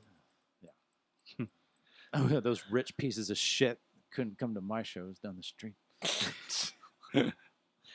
This is when I really start really getting mad at people that didn't come to my shows when they easily could have. I'm just like, I fucking hope you get COVID. I hope you get the bad. What about the strain, people that too." go? They go, man, I can't wait till it's all over so I can come see you play, or I can come No, see you. I do a will show. tell them to You go motherfucker! fuck. You had so many chances to come see me So before many all this great shit. shows that were technically I'm coming over to fuck free. your goat. You could have thrown a $5 into the tip jar, and we all would have left with excellent karma. And I would have taken this comic back to my house, where I give them And space had sex to with sleep. them. Ah, God damn it. JD would have been over. I hope everyone regrets what they didn't do. I have zero regrets because I had my goals. I was focused. I was paying my bills. I was saving money. I was eating healthy.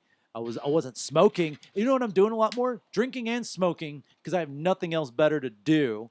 I had over a month of no cigarettes before all this. Do you play video games at all?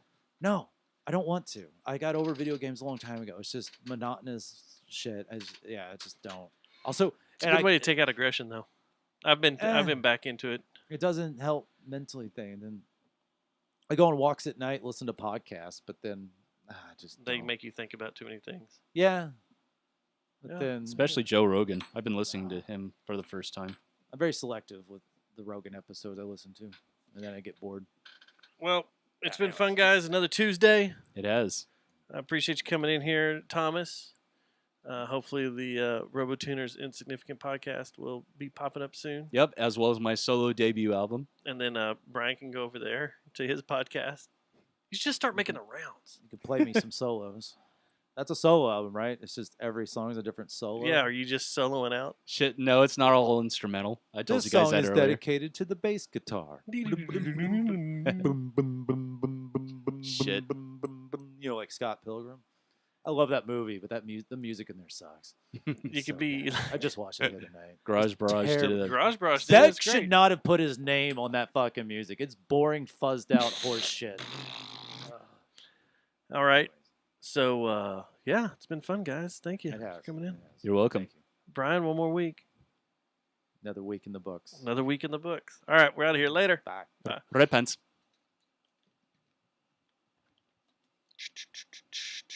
In the stream.